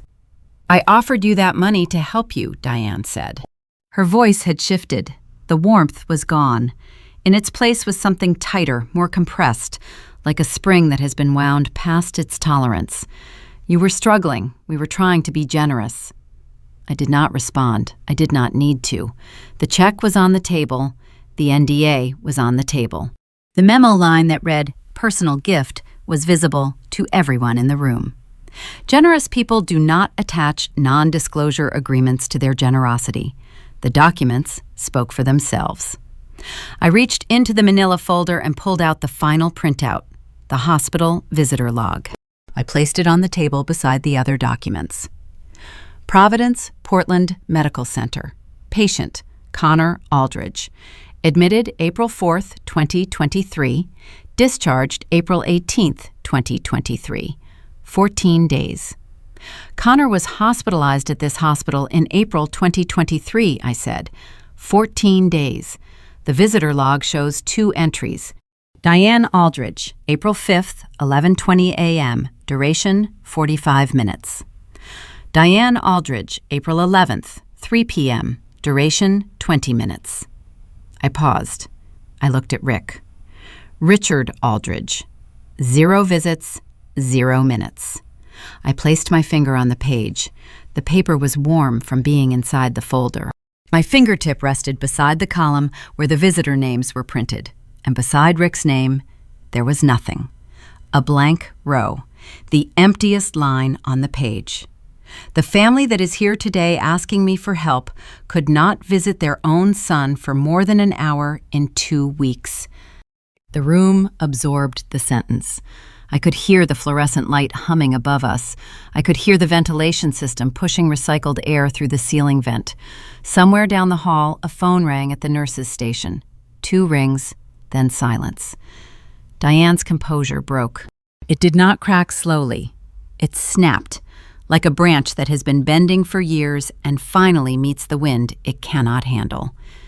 "You do not know what we were going through," she said. Her voice rose for the first time. Not a shout, a pitch shift. The controlled cadence she had maintained since I walked in was gone. You have no idea what that year was like. The business, the stress, the lawyers. You sit here with your folder and your friend and you act like you know our family. Rick reached over and placed his hand on Diane's arm. A steadying gesture, a practiced one. The gesture of a man who had been absorbing his wife's outbursts for decades and had learned that the fastest way to end one was to anchor her with physical contact. Diane shook his hand off, not gently. A sharp, angular motion, elbow pulling away, shoulder rotating. And in that rotation, she turned to Rick. Her face was 6 inches from his. Her voice dropped to a hiss, the kind of sound that is meant for one person but travels to every corner of a quiet room. You said she would never find any of this. 7 words, aimed at Rick, heard by everyone. The room changed, not with a gasp, not with a dramatic reaction, with the specific, devastating silence of people who have just heard something they cannot unhear.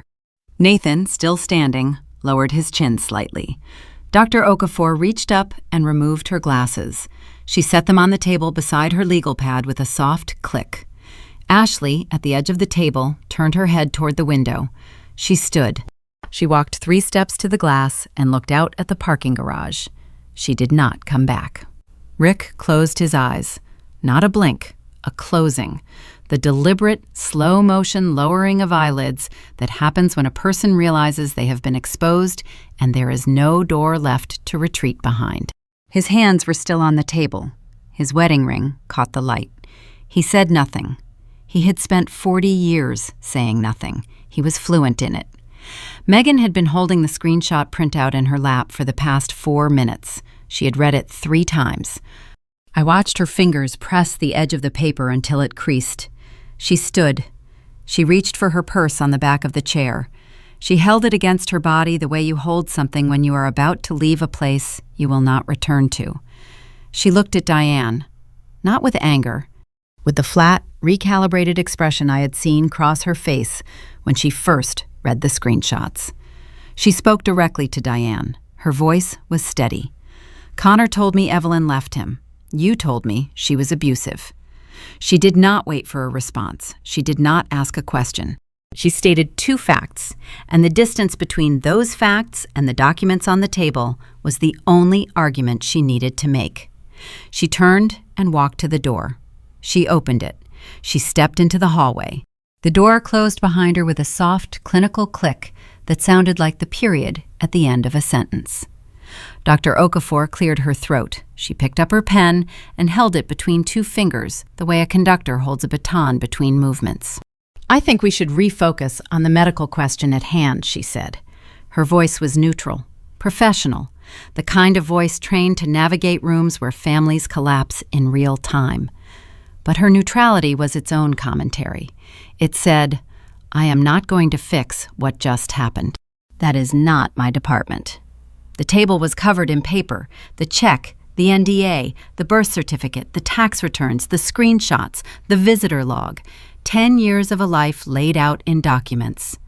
My life, my daughter's life, my work, my silence, my survival. All of it arranged on a fake wood veneer table in a hospital consultation room on the 3rd floor of Providence Portland Medical Center, under fluorescent lights that hummed at a frequency I would never forget. Diane was sitting with her hands in her lap. Her bracelet had slid down her wrist. Her blazer was creased at the shoulder where she had jerked away from Rick. She looked smaller than I had ever seen her. Not physically, structurally. The architecture of her authority had shifted. The woman who controlled every room she entered was sitting in a room that had just emptied around her. Rick had not opened his eyes. Ashley was at the window, her back to the table, her arms crossed over her chest. Megan was gone. Nathan had returned to his chair in the corner. I had one more thing to say. Diane looked at me. Her eyes were wet, but no tears fell. Dry eyes behind the performance of emotion. The last cold detail. She whispered, Why did you come? Why did you agree to get tested? and I told her the truth. I looked at Diane. Her question hung in the air between us, suspended above the documents, above the check, above the birth certificate with the blank line where a father's name should have been. Why did you come? Why did you agree to get tested? I thought about Ruth's letter. I could feel it as if it were in my hands. The cream-colored stationery, the faint floral border, the handwriting that sloped downward on the second page. I could see the coffee ring in the top right corner. I could hear Ruth's voice in the words, steady and clear, the voice of a woman who had known exactly what was coming and had left me the only weapon that mattered. Not anger, not evidence, clarity. Someone once told me, I said, that being kind when it costs you something is the rarest kind of strength. Diane's face did not change. Rick's eyes were still closed. Ashley stood at the window with her arms folded. Nathan sat in the corner, still. Dr. Okafor's pen rested on her legal pad. I'm here because of who I am, I said, not because of who you are. The sentence was quiet. I did not raise my voice. I did not lean forward. I said it the way you say something that you have carried for a long time and no longer need to hold. The weight left my chest as the words left my mouth. I felt it go. Not all of it, but enough. Then I turned to Dr. Okafor. She met my gaze with the steady, measured attention of someone who had been listening to everything and reacting to none of it. Her pen was balanced between her index and middle fingers. Her legal pad had notes in small, precise handwriting I could not read. Dr. Okafor, I want to be clear about what I am offering and what I am not. She nodded.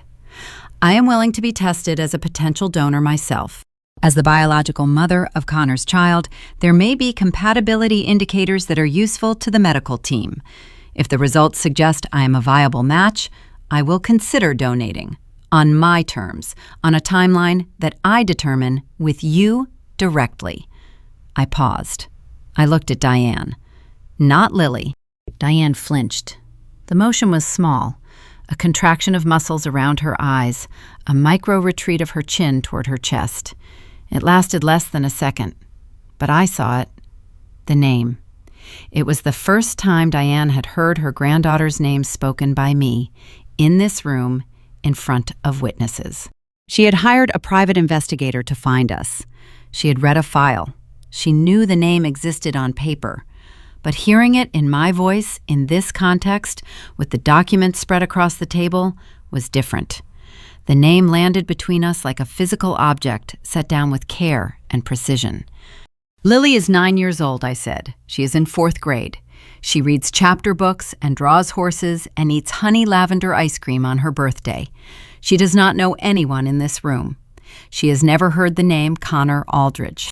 I will not put my daughter through a medical procedure for a man who did not once, in 9 years, call to ask if she was alive. Nobody spoke. The ventilation system pushed air through the ceiling vent. I could feel it moving across the back of my neck, cool and impersonal. I turned back to Diane. I kept my voice at the same register, low, even, the volume of a woman reading terms she has already decided on. You will not contact me outside of this hospital. You will not contact my daughter. You will not send anyone to my home. You will not use a private investigator to gather information about us. If you need to reach me regarding the medical process, you go through Dr. Okafor's office. That is the only channel. Those are my terms. Dr. Okafor picked up her pen and wrote something on her legal pad. She nodded once. A small, professional inclination of her head. It was not a grand gesture. It was not applause. It was the acknowledgement of a boundary stated clearly, received by someone with the institutional authority to enforce it. It was enough. I gathered the documents from the table, one at a time. The screenshot printouts, the visitor log, the tax returns, the birth certificate, the NDA, the photocopied check. Each page slid back into the manila folder in the reverse order I had placed them. I aligned the edges. I closed the folder. The brass clasp clicked. I stood. I pushed my chair back. The legs scraped the linoleum, the same sound Ashley's chair had made when she pulled away from her mother. I tucked the folder under my arm. I looked at the room one final time. Diane was sitting with her hands in her lap, her bracelet loose on her wrist, her eyes wet, but still dry on the cheeks. Rick's eyes were open now, but he was looking at the table, at the empty space where the documents had been, as if the ghost of them remained. Ashley had not turned from the window. Nathan was standing, ready to walk out behind me. "Doctor." Okafor was watching me with an expression I could not name but understood. It was the look of a professional who had seen families fracture in consultation rooms before and had learned that the person who leaves first is usually the one who will be all right. I walked to the door. My flats made a soft, steady sound on the linoleum. Left foot, right foot, left foot. Each step was deliberate. I did not rush. I did not slow down. I reached for the handle. "Evelyn!" Diane's voice, behind me, thin, stripped of everything except the 2 syllables of my name. I did not turn around. My hand closed around the door handle. The metal was cool. I pressed down and pulled. The door opened. The hallway stretched ahead of me, quiet and fluorescent. The nurses' station to the right, the elevators to the left. I stepped through the doorway and let the door close behind me. The latch clicked. It was the same sound Rick's front door had made on December 14th, 2015, when he closed it in my face while I stood on the porch at 18 weeks pregnant. The same click. But this time, I was on the other side. This time, I was the one walking away. Nathan caught up to me at the elevator. He did not speak. He pressed the down button. We stood side by side and waited. The elevator arrived in 12 seconds. The doors opened. We stepped inside. He pressed the button for the parking garage. The doors closed. 3 floors. Neither of us said a word. When the doors opened again, Nathan put his hand on my shoulder. One squeeze, firm and brief. Then he dropped his hand and walked toward his car. He did not say, "You did great." He did not say, "I am proud of you." He just squeezed my shoulder and left. It was the right thing. I found the Subaru in Space 47, Level 3. I unlocked it with the key fob. The chirp echoed off the concrete walls. I opened the driver's door and sat down. I placed the manila folder on the passenger seat. The same seat where a wrapped Reggie Deluxe had sat untouched 9 years ago. The same seat Ruth's recipe box had occupied on the drive home from Ashland. The dashboard clock read 11:48 a.m. I had entered the consultation room at 10:15. 1 hour and 33 minutes. I gripped the steering wheel with both hands. I stared at the concrete wall in front of me. Space 48 was empty. A crack ran diagonally across the wall from the upper left to the lower right, and the fluorescent strip light above it cast a greenish glow over the bare surface. Then I cried. Not the contained tears of exhaustion, not the sharp, gasping tears of crisis. Something deeper, something that started in my stomach and moved upward through my ribs and my throat and my jaw until it filled my entire face. I cried with my mouth open and my hands locked on the wheel and my eyes blurred past seeing. I cried for the 22-year-old who sat at a kitchen table with $412 in her account and did not know how to say no. I cried for the girl who drove to a FedEx and photocopied a check because something inside her knew she would need it. I cried for every Thursday on Gloria's porch, every midnight design session with a cracked trackpad, every birthday candle Lily blew out in a kitchen with one chair empty. I cried for Ruth, who wrote a letter 3 months before she died and hid it behind a recipe card because she knew her granddaughter would come looking. I cried for 7 minutes. Then I stopped. I wiped my face with the sleeve of my navy blazer. I adjusted the rearview mirror. I started the engine. The Subaru hummed to life. I pulled out of Space 47 and drove down 3 levels to the exit. The parking gate lifted. Daylight hit the windshield. I drove home. I picked up Lily from Gloria's house. Gloria took one look at my face and poured 2 cups of chamomile tea without saying a word. We sat on her porch. She did not ask what happened. She just sat there, and that was enough. Over the next few weeks, the news started coming in through Tessa, and every piece of it confirmed what I already suspected. The Aldridge family was falling apart. The first piece of news arrived through Tessa on a Tuesday evening, October 14th, 10 days after the confrontation. I was at my desk in the Gemma Creative Studio on Alberta Street, reviewing a branding proof for a new restaurant client. Lily was doing homework at the small table by the window, her pencil scratching against a math worksheet, her purple Converse dangling 6 inches above the floor. My phone buzzed. Tessa's name. A text, not a call. Ashley stopped going to Sunday dinners. Jamie says Diane set her place at the table for 2 weeks. Ashley did not come. She did not explain.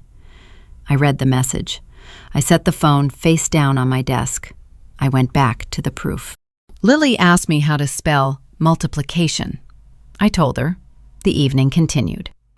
3 days later, Tessa forwarded a message from Jamie. Ashley had sent a text intended for Tessa to relay to me. 6 sentences.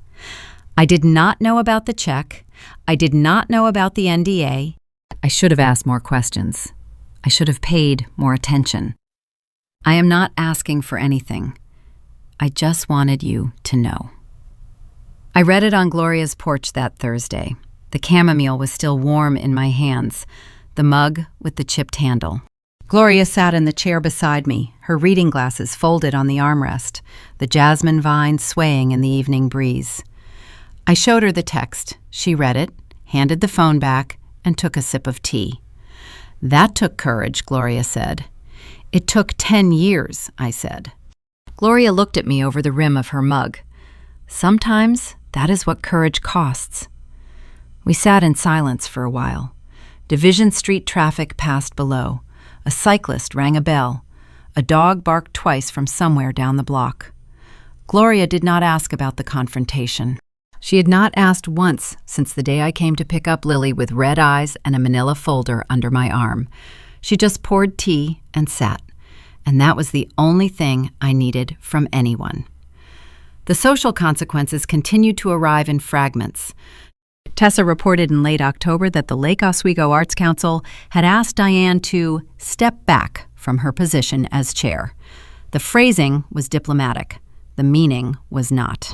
Word of the confrontation had moved through the Lake Oswego social network the way information moves in communities where reputation is currency, not through public announcements, through quiet conversations at benefit dinners, whispered exchanges at the farmers market, a careful distancing that manifested as unreturned phone calls and declined invitations. Diane's annual 4th of July party, the most coveted social event in the neighborhood for 18 consecutive years, was canceled. Jamie told Tessa that Diane said she was not feeling up to hosting this year. The truth was that the guest list had become unreliable. People who had always said yes were suddenly unavailable. The professional consequences landed harder. The Oregon DOJ investigation into Aldridge Development Group, file number 2024-DOJ-OR-1187, accelerated through the fall. 2 commercial tenants exited their leases early in November, citing loss of confidence in management in their termination letters. A third renegotiated their terms downward. Rick, according to Jamie, estimated the portfolio loss at $1.8 million over 12 months. The number carried a specific kind of weight. It was not bankruptcy. It was erosion. The slow, steady loss of the thing Diane had spent her life building and protecting. The thing she had paid me $50,000 to keep pristine. The relational consequences were the quietest and the deepest. Megan ended her relationship with Connor in mid-October. She told Jamie in a single sentence, "I cannot trust a family that lies like that." Jamie reported that Megan packed her things from Connor's apartment in Lake Oswego on a Saturday afternoon. She left the key on the kitchen counter. She did not say goodbye to Diane or Rick. She simply left, the way people leave when the foundation of what they believed has been removed and there is nothing left to stand on. Connor remained at Providence, Portland. His condition had not improved. According to Jamie, the transplant team was expanding their search for a donor match. I had completed my initial testing on October 11th, a week after the confrontation. Dr. Okafor's office called to schedule the blood work. I went alone on a Wednesday morning at 9:15 a.m. The phlebotomist tied the rubber tourniquet around my arm and asked me to make a fist. I watched the needle enter the vein. The tube filled with dark red. 2 vials, labeled, sealed, sent to the lab. I rolled my sleeve down and drove to the studio. I did not tell Lily. There was nothing to tell yet. The news about Connor and the check reached him through Jamie. She told Tessa the details in early November. Connor was in his hospital bed when Jamie visited on a Sunday afternoon. She brought him a cup of coffee from the cafeteria and a paperback novel she thought he might like. She told him what had happened in the consultation room. She told him about the check, the NDA, the screenshots, the visitor log. She told him what Diane had said to Rick. She told him what Megan had said before she left. According to Jamie, Connor sat in his hospital bed and said nothing for a long time. The television was off. The room was quiet except for the IV pump cycling every 45 seconds. Then he asked the nurse for a pen and a piece of paper. He wrote something. He folded it. He handed it to Jamie and said, "Give this to Evelyn if she ever asks." Jamie put the note in her purse. She did not open it. She did not tell me about it. I did not ask. I do not know what the note says. I am not sure I need to. Tessa called me on a Saturday in late November. She mentioned, almost as an aside, that Diane had started seeing a therapist. She said it the way you say that the weather has changed. Not with satisfaction, not with judgment, with the neutral tone of someone reporting a fact they do not have an opinion about. I received the information the same way. On October 18th, 2025, at 7:42 a.m., my phone vibrated on the nightstand. A voicemail from a number I did not recognize. I played it while sitting on the edge of my bed, my feet on the cold hardwood, the morning light gray through the curtains. Rick's voice. 11 seconds.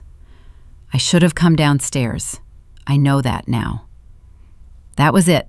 No preamble, no explanation, no request. 7 words and 4 seconds of silence before the recording ended. I listened once. I held the phone in my hand for a moment. The screen dimmed. I pressed delete. The voicemail disappeared. I set the phone on the nightstand and stood up. I did not call back.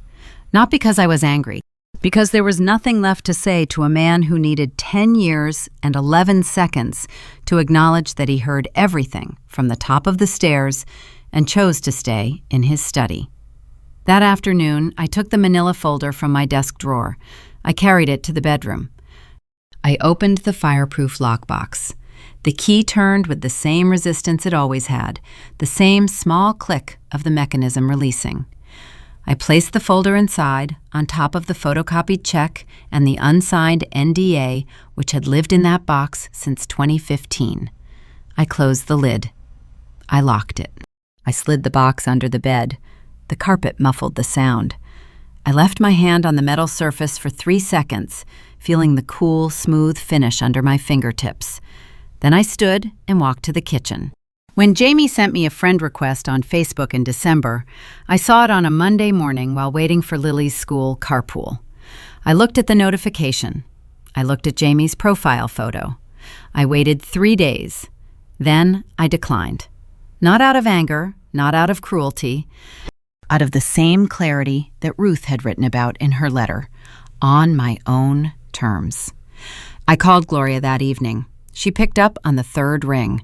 I could hear the television in the background and the sound of Marco's voice in the other room. "It is done," I said. "How do you feel?" Gloria asked. I looked at Lily's backpack on the hook by the front door. Purple. Wonder Woman keychain. I looked at the Post-it note on my monitor. Mama, more. Faded ink on yellow paper, curling at the edges, held in place by the same adhesive that had been there for years. "Like myself," I said. 6 months later, on a Saturday morning in April 2026, I woke up to the sound of Lily making pancakes in the kitchen. She was 10. She was using Gloria's recipe. And the apartment smelled like butter and maple syrup and something I could not name until I sat down at the table. It smelled like home. I stood in the hallway of our 2-bedroom apartment in the Alberta Arts District and listened. The sizzle of butter in a pan, the soft thud of a spatula against cast iron, the radio on the kitchen counter, tuned to a station that played music I did not choose, but had learned to love because Lily chose it. And underneath all of that, the warm, golden scent of pancake batter browning mixed with maple syrup and melted butter and Saturday morning light. Lily was standing on a step stool in front of the stove, the same step stool I bought at Goodwill in 2016 for $4. It had survived the Selwood apartment, the move to Alberta, a broken leg that I repaired with wood glue and a C-clamp at 11 p.m. on a Wednesday. Lily was wearing pajama bottoms and her purple Converse high tops because she had decided at age 8 that shoes were part of cooking and had not revised that opinion since. She held the mixing bowl with both hands, tilting it over the pan with the concentration of a surgeon making an incision. Batter pooled into an uneven circle. She watched it spread. She waited. She flipped it with a spatula that was too big for her hand. The pancake landed crooked. She smiled. There was flour on the counter, on the front of her pajama shirt, in her hair, a dusting of white across the dark brown strands above her left ear. I did not tell her. I just watched. Before I tell you how this story ends, I want to tell you what happened to everyone. My donor test results came back in late October 2025. I was not a compatible match. Doctor. Okafor called me directly at 3:15 on the Thursday afternoon and delivered the news with the same clinical calm she had maintained throughout. The compatibility markers are not sufficient for a living donor procedure, she said. But the information from your blood work has helped the team narrow the search parameters. I thanked her. I hung up. I felt a specific kind of relief that I did not expect. Not relief that I would not have to donate. Relief that the decision had been made by biology, not by me. Connor received a liver from an anonymous deceased donor in January 2026. The surgery was performed at Providence Portland Medical Center on January 14th. Tessa told me she had heard through Jamie. The transplant was successful. Connor survived. He was discharged in early February. He moved into a small apartment in Tigard, alone. Megan did not come back. I learned this the way I learned everything about the Aldridge family in those months, through Tessa, through distance, through the careful boundary I had drawn around my life and Lily's. I felt relief when I heard he survived. Not for Diane, not for Rick, not even for Connor exactly. For Lily. For the simple fact that her biological father was alive somewhere in the world, even if he was a stranger, even if he might always be one. That was not my decision to make for her. When she was older, if she wanted to know him, the door would exist, but I would not be the one to open it. I told Lily the truth about Connor in November 2025. She was 9. I sat with her on her bed after homework, the lavender walls around us, the nightlight casting a warm glow across the stuffed animals on her shelf.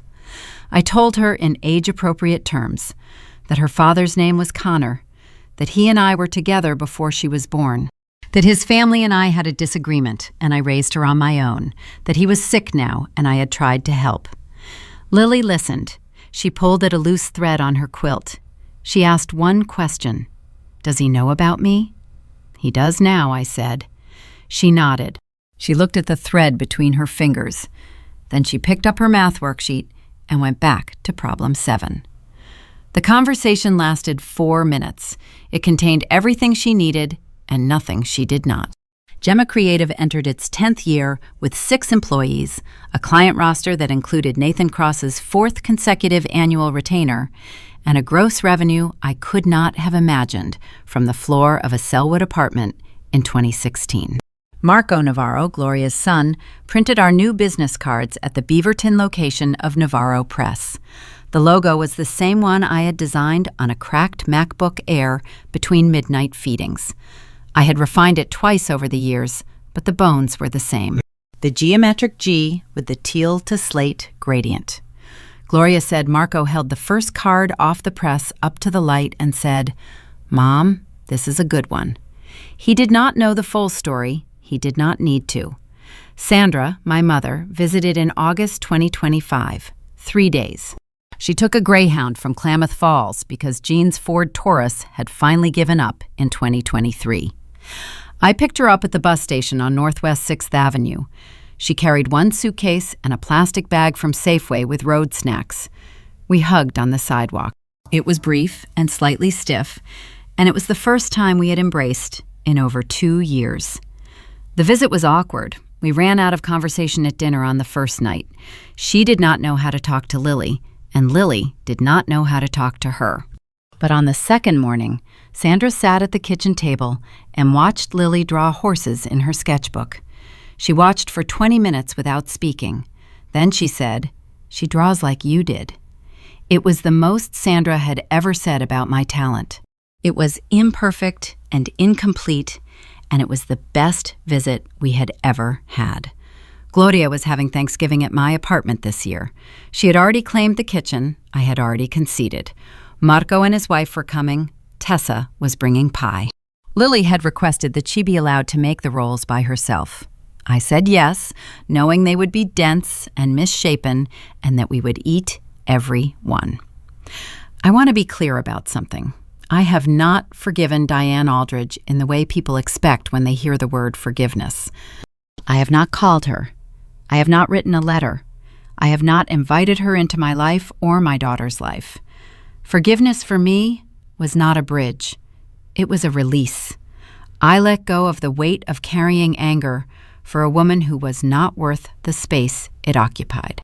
I let go of the fantasy that she would one day understand what she had done. I let go of the need to be acknowledged by people who had proven over and over that they could not see me.